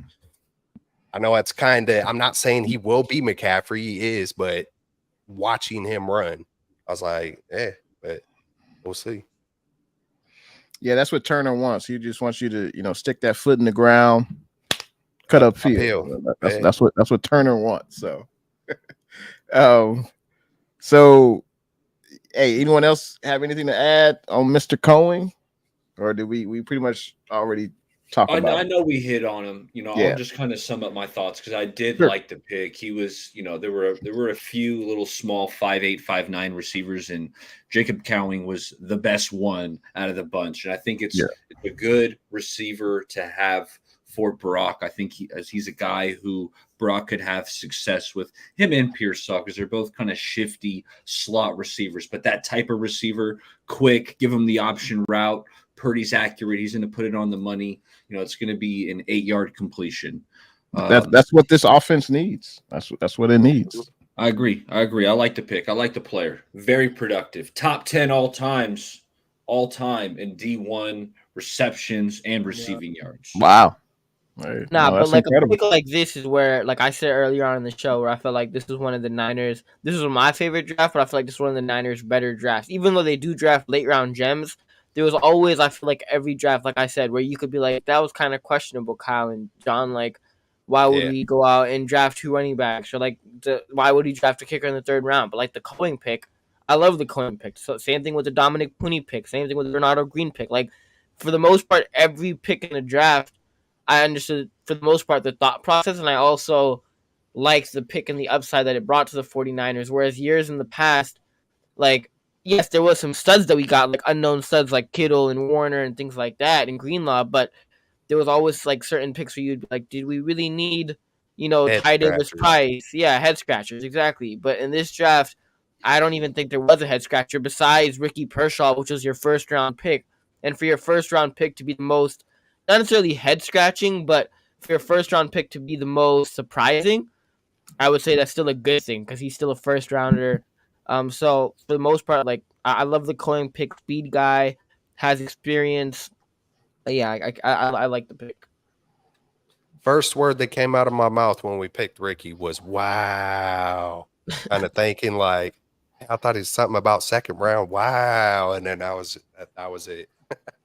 See, Twitter did me dirty, man. They said Cooper DeJean. I was lit. I was ready to go. Dude, I had the tweet. I saw the tweet, and I was like, bruh, oh my goodness, Baller's about to lose his mind. I was like, nah. Dude, I had the quote tweet locked in, and all I put was nailed it. I was getting ready to put on Baller, like Baller called it, man. I was like, I was getting ready to do my Hey, you guys surprised Jay Rice's kid lasted so long? Very surprised. He was drafted 6th round, Chargers. Go Chargers. No, he was drafted 7th. He was like, that's a 255 or something. He was drafted 7th. That's the next Brock Purdy right there. Absolutely. Yeah, I'm surprised. Not just because he's Rice's kid, but he looked good. I liked what I saw from him at USC. The route running. He's got a thick frame. He's got a big build, but he still runs polished routes. And he doesn't drop the ball. Like, I think he had 2 drops all year, man. I need you guys to put yourselves in Brendan Rice's shoes for a second, real quick. If you're Brendan Rice, do you want to get drafted by the 49ers? Like, is that what you'd want? I say hell no. It Nah, depends what I think it no. depends. It depends what I think about my dad and like if I grew up rooting for the Niners, I don't know. But let's be real, Kels. Let's be real. Regardless of whether you root for the Niners or not, the level of expectation if you ended up getting drafted by the 49ers and your dad is freaking Jerry Rice, like you can't live up to those expectations. Like you just can't. Like no matter how well you play, no matter how many Pro Bowls you make, even if you end up. But does the team decide? But won't he still kind of always have that? Like no, but I don't think it'd be as much. It wouldn't be as much. Let's put it like this, Ball. Let's put it like this, Kelts. If he got drafted to the Chargers and he ends up being the greatest Chargers receiver of all time, that's still something. But on the Niners, no matter how well he does, you can still name. I would say Jerry Rice, T.O. Right? There's still a bunch like other guys that you would always either say are better. And in terms of Jerry Rice, like that standard and that level, like. You can't reach on this team, no matter what receiver you are, whether you're Brendan Rice or Ayuk or whoever. Like that level and standard. You definitely want to create your own path. You know what I'm saying? Exactly. I mean, it's kind of hard to really think about being Jerry Rice's son in the moment. You know what I'm saying? And to be honest, hey man, no sympathy. I grew up without a dad, so I really don't know what that looks like. Kind of like, what I'm saying? Like, would I not? Shit, I don't freaking know. I ain't never. You like hell yeah. I ain't never thought about that one. Jerry Rice, hell yeah. I want to be just like him. I want to be on the. It's Niners. just that you always live in his shadow. You like everywhere you go, you always be compared to him. That would be it'd be like Steph Curry's son getting drafted by the Warriors. It'd be like, come on. You'll never be able to live up to it. Could you imagine though if he didn't beat out Chris Conley or something, and the Niners were like, "Yeah, bro, you might have to go to the practice squad." But that's the thing, Kels. It's a lose-lose situation for the 49ers did that to Jerry Rice's son. They had to just be like, "Yeah, we got to waive you, man." Kels, it's a lose-lose situation for the poor guy if he got drafted in the Niners. Like he could have a 2-touchdown game, 100 yards in the playoffs, and they'll be like, "But Jerry had 3." Like that's like it's like you can't win. You just can't win. Never win. Hey, real quick, we picked up another interior offensive lineman, Jarrett Kingston. He played left guard and tackle at college at SC. He has 32-inch arms, so that's of course too short to play tackle in the NFL. The scouts say that he fits best in zone heavy schemes. I see what you're doing there, Kyle. I see what you're doing. Did anyone else watch any tape? I didn't watch tape on him, but did anyone see anything that said, hey, yeah, he could be a Niner. He could definitely make a push to get on the starting offensive line this season? No tape. Just a quick cut up of some highlights. What I will say, he's agile. He can move, and I think that's why they say he's a zone fit, because he can kind of when the line gets moving to try to wall someone off, he can do that. We'll see. 6th-round pick. And offensive linemen, they have an athleticism score. I think this was done on the NFL website, and he ranked 3rd out of all the offensive linemen. So I mean that's pretty good. I mean he's quick. He's quick. He can go up to the 2nd level, get that linebacker. So hey, let's see what he does. I like this last pick. Tatum Bethune, linebacker at SFU. He's another 5-year college guy. 339 career tackles, 178 of those are solo. He played 54 games. Like he's ready to play. The only thing is the brother ran a 4.75 in the 40. Like that's not going to cut it as a linebacker in the NFL. So maybe he plays faster than that time. That's possible. He does. I mean, because he's got all those tackles, right? So he's got to be fast, right? I mean, he has all that Florida State, man. There was a lot of talent on that Florida State defense, and when you're watching it, whether it was the D line or the secondary, just a lot of talent all over that field. But yeah, this kid Bethune, he was flying around making plays. Like he's just the kind of linebacker they want. Just quick, no hesitation, get after it. Full throttle. Like that's Bethune. That being said, I think I prefer a D Winters over him. I think I prefer a Jalen Graham over him. So I don't Yeah. You So know, it sounds like you're maybe a saying practice squad camp guy. body. That's what it sounds like. Camp body. Camp body, maybe practice squad. Maybe practice squad. Okay. What Hey, say you? hell of a name. I mean, Tatum Bethune. I mean, that's a pretty damn good name. Hey, we never know, man. It's like, man, sometimes I see 7th round, I think Brock Purdy, and it's a joke and this and that, but you just never know in this league. A lot of times it comes down to opportunity, man. Like it just truly does. And we'll see if he can beat somebody out, and yeah, hell of a name. Hey, I hey, feel hey, like now that we got Go 2 ahead. Florida State guys, so I mean, we Yeah. might have more too. So that was kind of cool. I ain't gonna lie. When I seen how that was both, I was like, "That's what's up." Like when you go into something together and they're probably homies, and you get drafted by the same squad. That's got to feel pretty That's cool. dope. Man, Yeah. that's dope. Real talk.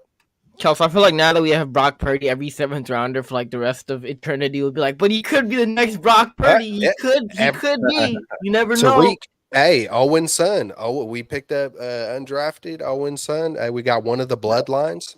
Next Purdy. See, I feel like that's easier of an expectation. Like that's easier to live up to, even though T.O. is a dog like on the field, but like especially with the Niners, as long as you stay your role, don't be calling out any quarterbacks. Like you do what you're supposed to do. I feel like, even though it'd still be hard, like T.O. is a GOAT, but the Niners gave T.O.'s kid a chance, right? They're bringing him in, obviously. They signed him undrafted. But I feel like if he doesn't make the squad, T.O.'s going to be hot. T.O.'s going to be tweeting. He's going to be pissed. Oh, man, Niners did my kid dirty. is it?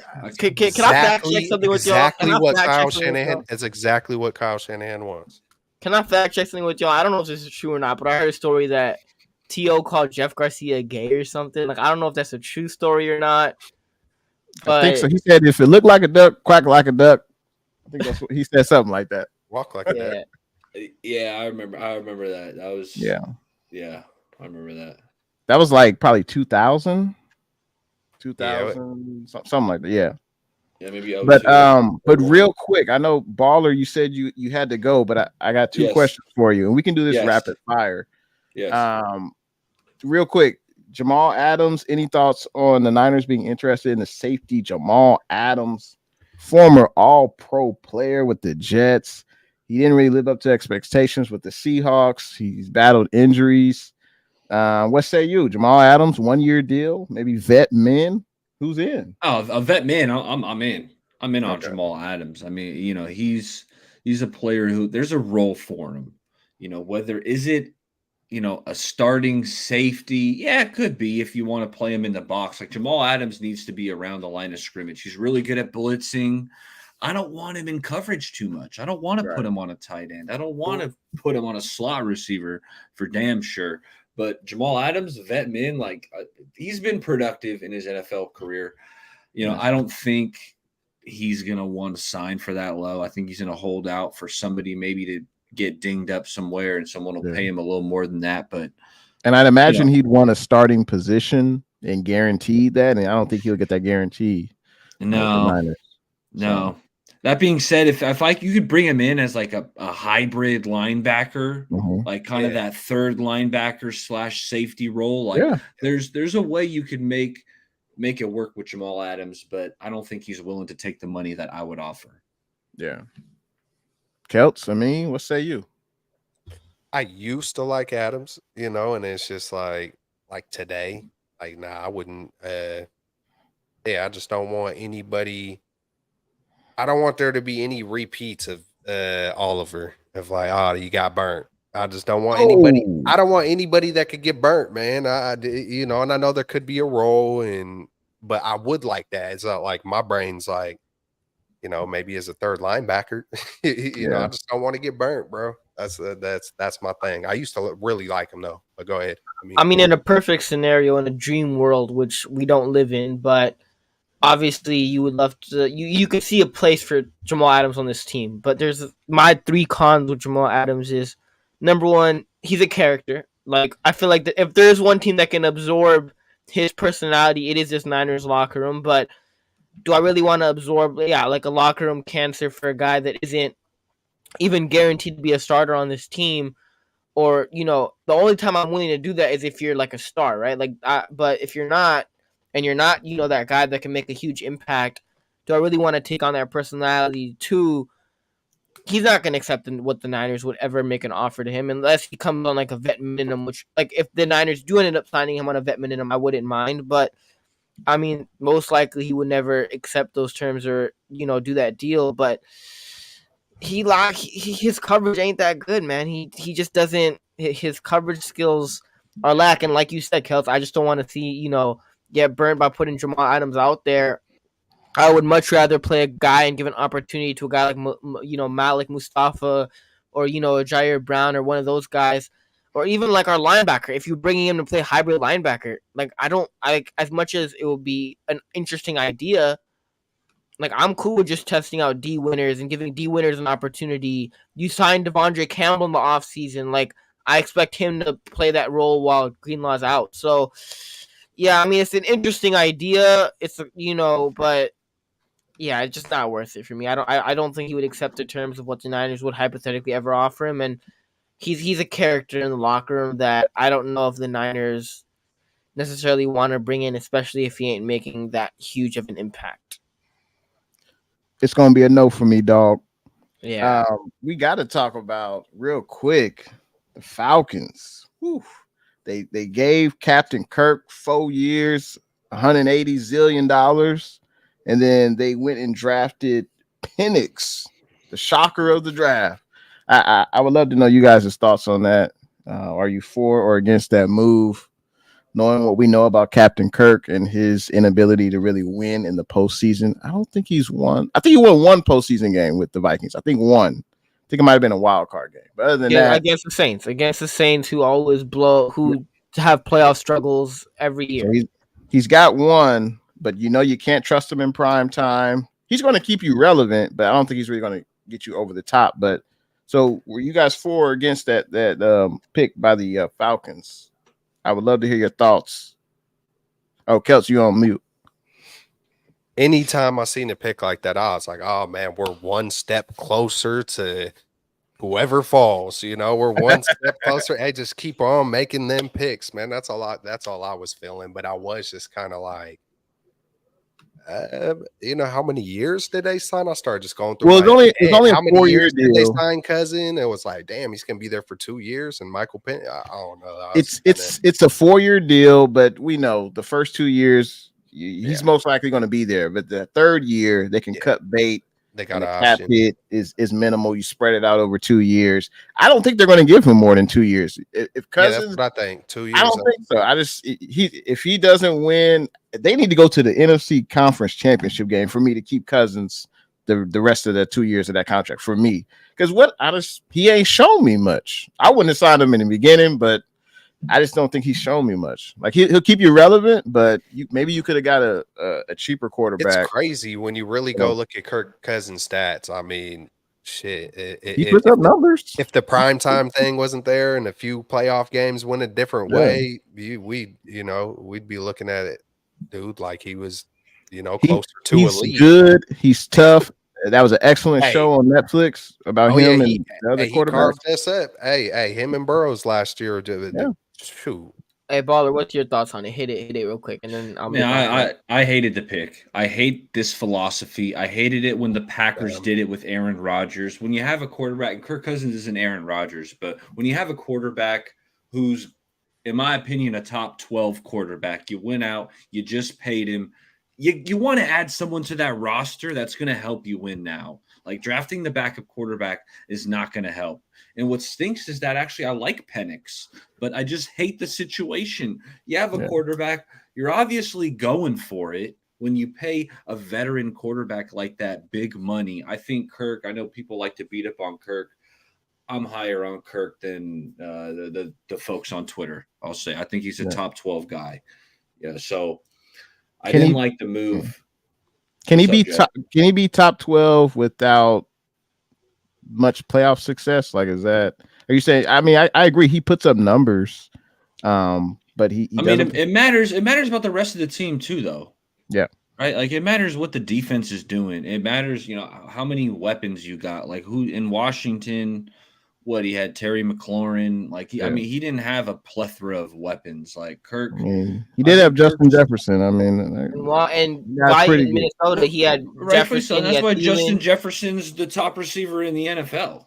Yeah, I dig it. I don't like the pick, but I can understand why they did it because they're not giving Captain Kirk is not going to play 4 years in Atlanta unless he goes to the NFC Championship game. That's how it should be. I don't like it, but I could see why. He can wait for 2 years. He can learn behind Captain Kirk. I know you're not supposed to do that in these times, but Jordan Love did it. He sat behind Rodgers, I think, for what, 2 seasons? Three, right? 3? 2, 3, yeah. So it has been done before. Would I have liked them to get a guy who could help them right now? Absolutely. Adunze was right there. Rome Adunze was right there. Yeah. No, my issue with the pick is first off, I wouldn't have signed Kirk anyways. And like I remember people were like, "Oh, the Vikings should re-sign Kirk Cousins," and I'm like, "No, they shouldn't because they're not winning that division. And if you have Kirk Cousins on his team and you sign him, he's still the 4th best quarterback in that division. If the Bears ended up drafting Caleb Williams, which they ended up doing, so it wouldn't have made sense for the Vikings, which I think it was smart by the Vikings to not end up bringing back Kirk Cousins. But for the Falcons, you play in a crap division. And like one of my uncles is a Falcons fan, and I remember telling him, and I'm like, if y'all just end up drafting a quarterback, like, and I gave him Penix, I literally said, if y'all end up drafting a guy like Penix, and this is like a month before the draft, I could still see you guys being good enough to win that division. Like, that division is a crapshoot. It's not that great. It's like you could win that division with a Michael Penix or with with a rookie quarterback, not necessarily a second rounder, or third rounder, but one of those like top 5 guys. I think they could have still done it. With Kirk, sure, you have a better guarantee at winning the division, but you're gonna get bounced in the first round of the playoffs either way, right? Like, it don't make a difference whether you have Kirk Cousins or not. The difference is you're just paying a guy $100 million, whereas if you could have a Michael Penix that you could still have an opportunity to make the playoffs, it could bounce in the first round, but he's not as expensive. So the whole Kirk Cousins signing I thought was stupid, and he was talking about the GM was talking about the Aaron Rodgers and Jordan Love. Aaron Rodgers is an multiple time MVP winner and is a future Hall of Famer. And that team with Aaron Rodgers was in the Super Bowl contention, and they were like the number 1 seed for like 2 years in a row. Kirk Cousins is none of that. You will literally, yes, you might make the playoffs, and then you are getting bounced in the first round. You're not a legit contender with Kirk Cousins on your team. So yes, you make Michael Penix sit a couple of years, and he's already like 24 years old. Like, it just doesn't make sense. Like, I get it. They think they got their guy, but in all honesty, you could probably have made the playoffs with Michael Penix Jr. and gotten bounced in the first round, but it would have been much cheaper than doing it with Kirk Cousins. Like, Kirk Cousins is not Aaron Rodgers. Maybe Kirk Cousins will elevate the Falcons franchise. I mean, I could see why a GM would want to sign him because at least, I mean, they haven't gotten really the quarterback position right since Matt Ryan has left. So I'm sure they're desperate, clearly. I think part of that, but I think part of that is Arthur Smith, who, like, at least as a fantasy manager, like, Bijan, where was Bijan at? Where was Kyle Pitts at? Where was Drake London at? Like, where was all those guys at? Arthur Smith didn't utilize any of those guys, right? He would say Ritter was my quarterback. That's probably what he would say. But even before Ritter was your quarterback, I think they had a year of Matt Ryan and they still didn't do anything. And you had Kyle Pitts and you didn't have Bijan, but like, I mean, Arthur Smith didn't utilize his guys. Ryan hasn't really been the same since. Okay, that's fair. Okay, that's a fair argument, but you have no excuse for Bijan then. Like, Bijan's a running back. He doesn't need Matt Ryan or Desmond Ridder throwing the ball, yet you still didn't utilize him.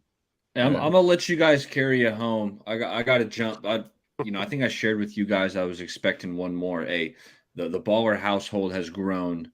It's time for Baller. Congratulations. To feed the bottle. It's about I got to heat one up. Absolutely. Feed it to the little munchkin. We'll so see you next time, Baller. I'm gonna leave you with this one. We didn't hit on it, but the worst draft, or the draft I liked the least, there were 2, and it was mostly because the first round picks. It was the Cowboys. I didn't like Tyler Guyton. I did like they drafted Nealon in the second round. I like Marshawn Nealon, but I don't like Guyton. Cowboys wasted a pick with him. I'm just not a fan. I don't think he brings it. The other one was the Packers. So 2 NFC teams. They drafted Jordan Morgan in round 1. Jordan Morgan, the guy, he was getting bullied by some Pac-12 players. So I'm worried about him at the next level, So those were 2 of my losers. But hey, fellas, love talking ball with you. I'll let you guys carry the rest of this one out. Absolutely. I'll at you later. All right. Later. Cool. You guys have any more you wanted to discuss about the draft or any other things you want to get out your chest? I think the Raiders, I would say the Raiders, at least those first 2 picks in Jackson Powers-Johnson and Brock Bowers. I know people were talking about they drafted as tight end last year, but I mean, when you got a guy like Brock Bowers sitting there at 13, I know teams like the Rams are trying to trade up and trying to get Brock Bowers in the top 10. So there were multiple teams that were trying to trade up for him. So, I mean, I think the Raiders with those first 2 picks, even though they didn't address quarterback, I think Brock Bowers and Jackson Powers-Johnson was 2 great picks by the Raiders. Yeah. Hey, let me ask you guys this. So free agency is done, or that period in the draft. Are the 49ers better right now than last year at this time? I'll be right back. Hey, I'll take it. Yeah, look at that. He ducked the question. He was like, I gotta go. He was like, I'm out of here. I'll take it off, man. I mean, I definitely think they're better. I wish I had the thing right in front of me, but just even looking at Green and Isaac, I'm gonna just call him Isaac, because that's his first name. But the nickel corner that we got from the Saints, just looking at that, man, that's a major. I think that could be a major improvement. We didn't really do anything on offense. We didn't really. I don't think we lost anybody on offense. We gained Purcell and Cowing and Pooney, and it's like, who did we lose on offense? I don't think. Who did we lose on offense? I don't think we lost anybody except for a reserve. I want to say a reserve offensive lineman, but on defense, there was a lot of turnaround. But I think there could be a lot of pluses,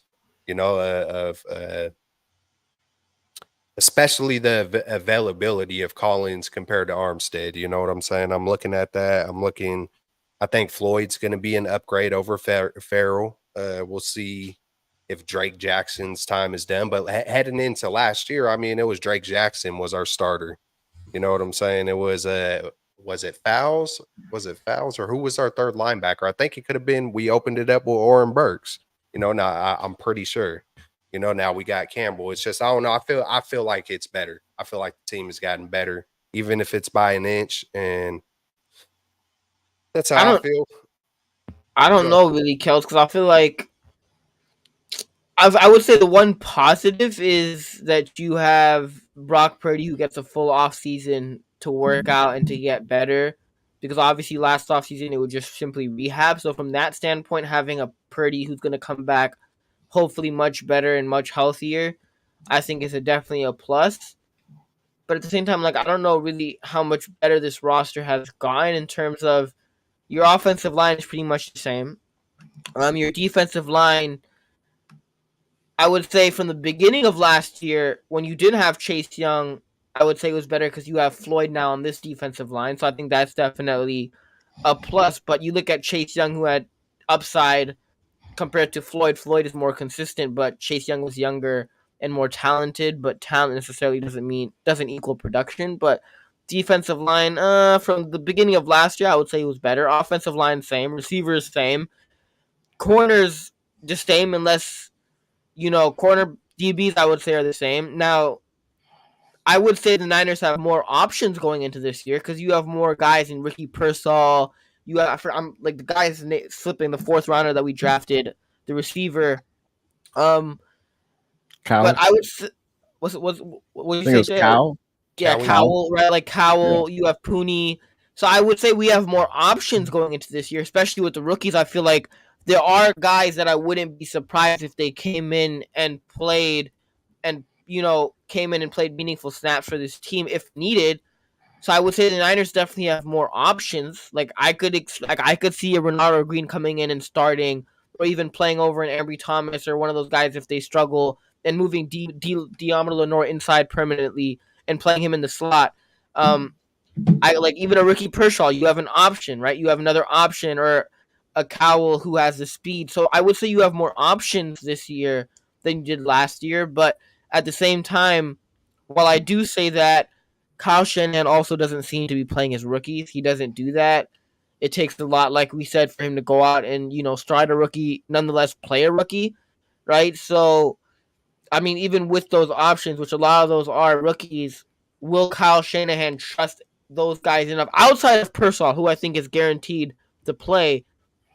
Outside of Persall, do any of the other guys, even though I think they can contribute, will Kyle Shanahan trust them enough to contribute? So, I mean, I would say they have more options, but like I said, it's just, will Kyle Shanahan trust them enough to go out there and give them an opportunity to show what they got and contribute to this team?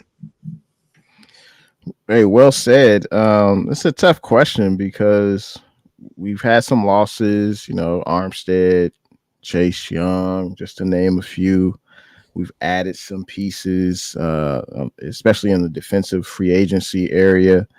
I mean, Brock Purdy, I know you guys have seen him working out. He looks rocked. He just got married.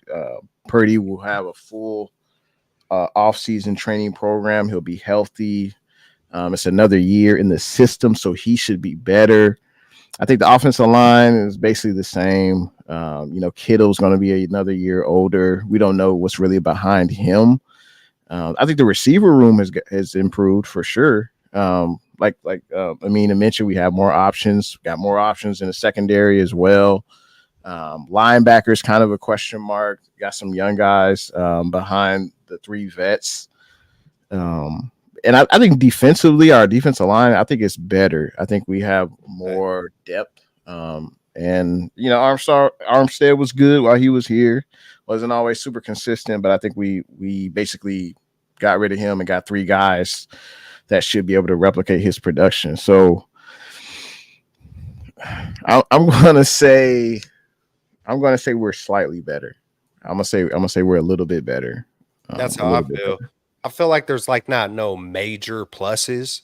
No, but I feel like Ricky could be better than Ray. Right. Collins should be. Yeah.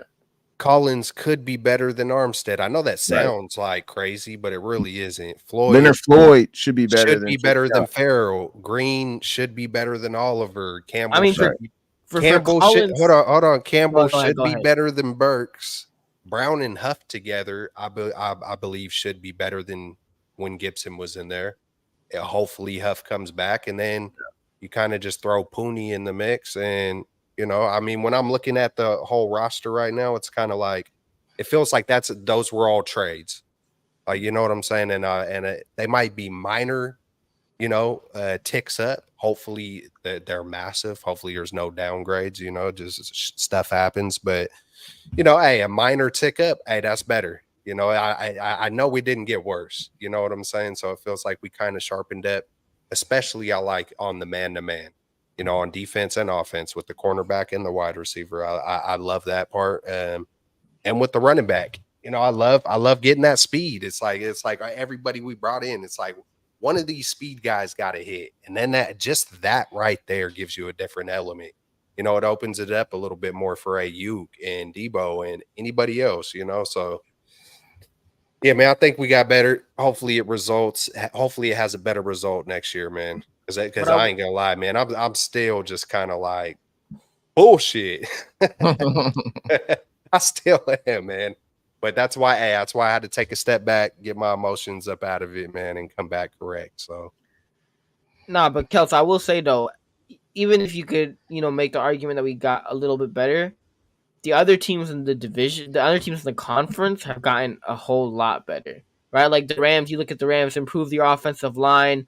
They ended up drafting Verse and then Brandon Fisk, right? To improve that defense. Obviously, Aaron Donald retiring is huge, but the Rams definitely got better. Like the Rams, you look at the Rams for the team, for example, like they understand to capitalize on the last couple of years of Stafford, the best chance is to, keep Stafford healthy, protect, to protect him and, invest in that offensive line, which he ended up doing. The Eagles ended up getting, even though I think Nick Sirianni sucks as a head coach, you got Kellen Moore, who's a good coordinator, and Vic Fangio, who's an experienced coordinator. So the Eagles are going to be better. Like you can't get worse than what they did, and they addressed their cornerback position in the draft. So the Eagles are going to be better. The only team that I don't really give respectfully a shit about going into next year is the Cowboys. Like I don't think the Cowboys. I'm not tripping about the Cowboys. Ooh, They got Zeke the Freak back in the building, man. Oh my God, shiver me timbers. Like I don't give a crap about the Cowboys. Like I ain't tripping off the Cowboys.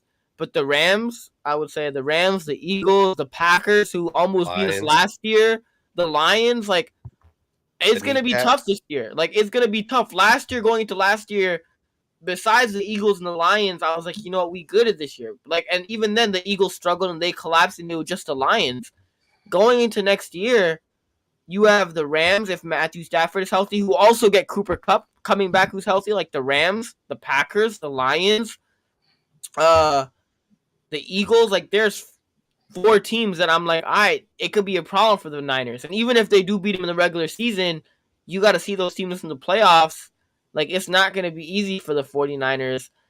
Not to mention you got to stay healthy, and your key guys have to stay healthy the whole year. So I don't like, as much as I'm hoping we make it back to the Super Bowl, and I still believe in this team, it definitely ain't going to be as easy as it was last year. Because I feel like last year it was just the Lions that you had to go through.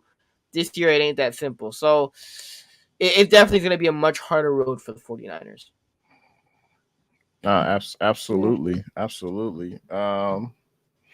You guys have any closing thoughts on the draft? Let the people know. Yeah, I think that's about it for me. I mean, I think we kind of covered. I don't know if there's any other news or any updates or. Hey, I think everything's good. No, go ahead, bro. Real quick, as Warriors fans, how'd y'all feel about Clay's like over 10 performance? Or were y'all like, get Clay out the game, Clay sucks? Or were y'all like, you know, Clay still gave us a lot throughout the championship years? Like, how'd y'all feel about that?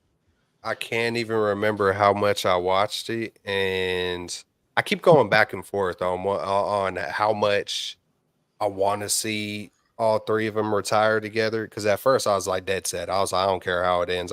I think that would be hella cool. But now it's just kind of that ain't gonna come to fruition. You could keep them together, man, as long as they bring someone else, man. That's all I'm looking at. It's just like it is what it is. This year was weird. Last year was more weird. This year wasn't as weird. You know, Draymond's doing his stuff, so that's kind of frustrating. But hey, it's gonna come to an end, man. It always does. You know what I'm saying? It was an amazing run. I got to witness every single piece of it, beginning to freaking end. Not everybody gets that, man. It was incredible. I enjoyed it. So yeah, man. Hey, real quick, Curry still got time though. Hey, I do want to say Curry will get one more. I don't know about the other 2. Well, it's not. So you're also pounding the table for him to come to the Lakers and join LeBron and AD to get another one. I knew you were on that. He is gonna come back home. He's like, damn, man, we would have won like 7. You know, we would have pulled the. But it was too easy. It was too easy. Pulled the LeBron, and I got 5 or 6 or 7 or 8. But I don't think he's gonna play with Draymond though. Again, I don't. No, he's not playing with Draymond. But I don't even know if Draymond's gonna be back. I think he has a better chance over Clay to be back on that team next year. But oh yeah, I think so, Dre. And it's kind of crazy because you see him do some of his stuff, and it's like, that's got to be the last straw. Yeah. But it's like I could see, because of the value of when I see Dre playing like to his top level, which I mean, yeah, he misses some layups sometimes, but when he's really rolling, he still makes a big difference in the game, in my opinion. Klay Thompson doesn't have that no more. Yeah, if he gets hot for a game or 2, that's cool, but give me the defense, give me and the way he runs the offense as well. He's basically our either first or second point guard, Draymond. So we'll see how it pans out. I wouldn't be surprised if they try to keep it together though. Yeah, but I will say though, like in terms of Clay, I feel like if you're Clay, you already got the rings, right? So like at this point, you might as well. If a team's offering you money and they're going to give you more money, I wouldn't be surprised if Clay went out, even though he loves this squad. Like he got the rings, he got the championships. Go out and get as much money late in your career as you want. But I will say though, I watched The Last Dance, and the thing, like The Last Dance, obviously that Bulls dynasty got ruined because of Jerry Reinsdorf and the GM, and he kind of broke that team apart. I will say as not a Warriors fan, but at least y'all got to see it play out. Like y'all got to see it play out. And the team didn't, end up getting broken up off the court. It was like, it was kind of on the court where, they didn't end up getting it done. Now, I would still maybe give them another year to figure it out. Like maybe, like I would definitely be intrigued by the idea of giving the Warriors and that, that three, but you have to add someone else. You got to give Curry some help. I would say get rid of Wiggins and, get Curry someone else, but give it maybe 1 year to see it play out. But it's definitely cool that this dynasty isn't getting broken up off the court, where they let it play out and see how it goes for the most part. Even if it does end up getting split this year, like y'all let it play out. Whereas like that Bulls dynasty got cut short, not cut short, but that got broken up because of, off the court issues. Yeah, it wasn't natural. It wasn't just natural. It wasn't just they got old and they gave it their all and ended. Yeah. One thing I will say, it did frustrate me that it did feel like the Warriors finally caught a groove when Klay went to the bench. And then for whatever reason, when playoff time came, and I know there was a few factors, but it was kind of like, it felt like they finally had, it was like there was a good couple week period where I was like, man, this is Warrior basketball again. I ain't seen this in a year and a half. Like, that's Warrior basketball. The ball is just moving. And and you could tell when it's just flowing. When it's flowing like fluid, it just feels different. It looks different. And then it's like, I think Kuminga missed a few games, which was odd because he wasn't missing no games. And then they experimented a few other lineups, and it's like, damn, man, y'all was rolling, and something had to happen. Something had to, just kind of intervene. But I hope they run it back, even though I was hella frustrated this year. Hella times I was like, Dre got to go. Klay got to go. It's done. Freaking, I've had enough of this crap. But, I would like to see them stick together. Hey, real quick. As long as Dre stop with his stuff though. Some of if they decide to repeat it next year and bring the team back, and if it doesn't work out, Steph can always come to the Lakers, join LeBron and AD, get that next chip. They can both win the chips together. It's okay. It can happen. We're always open to the idea. Are the Niners still the team to beat in the NFC West? Are the Niners still yeah. I would say yes. I would say if you are the king if you are the king, someone got to dethrone you first. So yes, exactly. I didn't want to turn it into like a battle or something, but when a meme was saying the Lions could be a problem, the problems, I was like, man, we are the mother effing problem. The Niners are hey, you got to come see the Niners. Yep. Like, yeah, and you know how we ride on the road. It might be fun if it gets close and there's rivalries again in our division, and if there are three teams, kind of really battling it out. But I don't know. I've had a lot of Jimmy G years of struggling to, get by in last games and all that stuff, to where I'm cool with dominating if we can. I hope we do. Nah, we definitely the team to beat. Unless you get we the king of the NFC. Unless you get dethroned, you technically the king. So we're definitely the team to beat. I mean, unless Zach Wilson just oh no, he's in the AFC. My bad, baller. Hey, we appreciate everyone tuning in to the stream tonight. Appreciate all the engagement.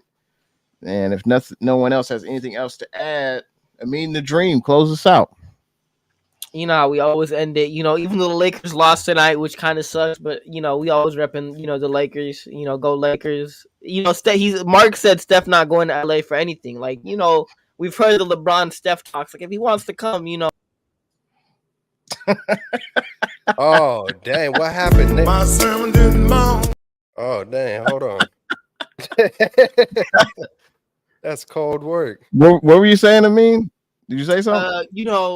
Great show, everybody. Great show, fellas. You know how we always end it off with a bang bang Niner gang. So.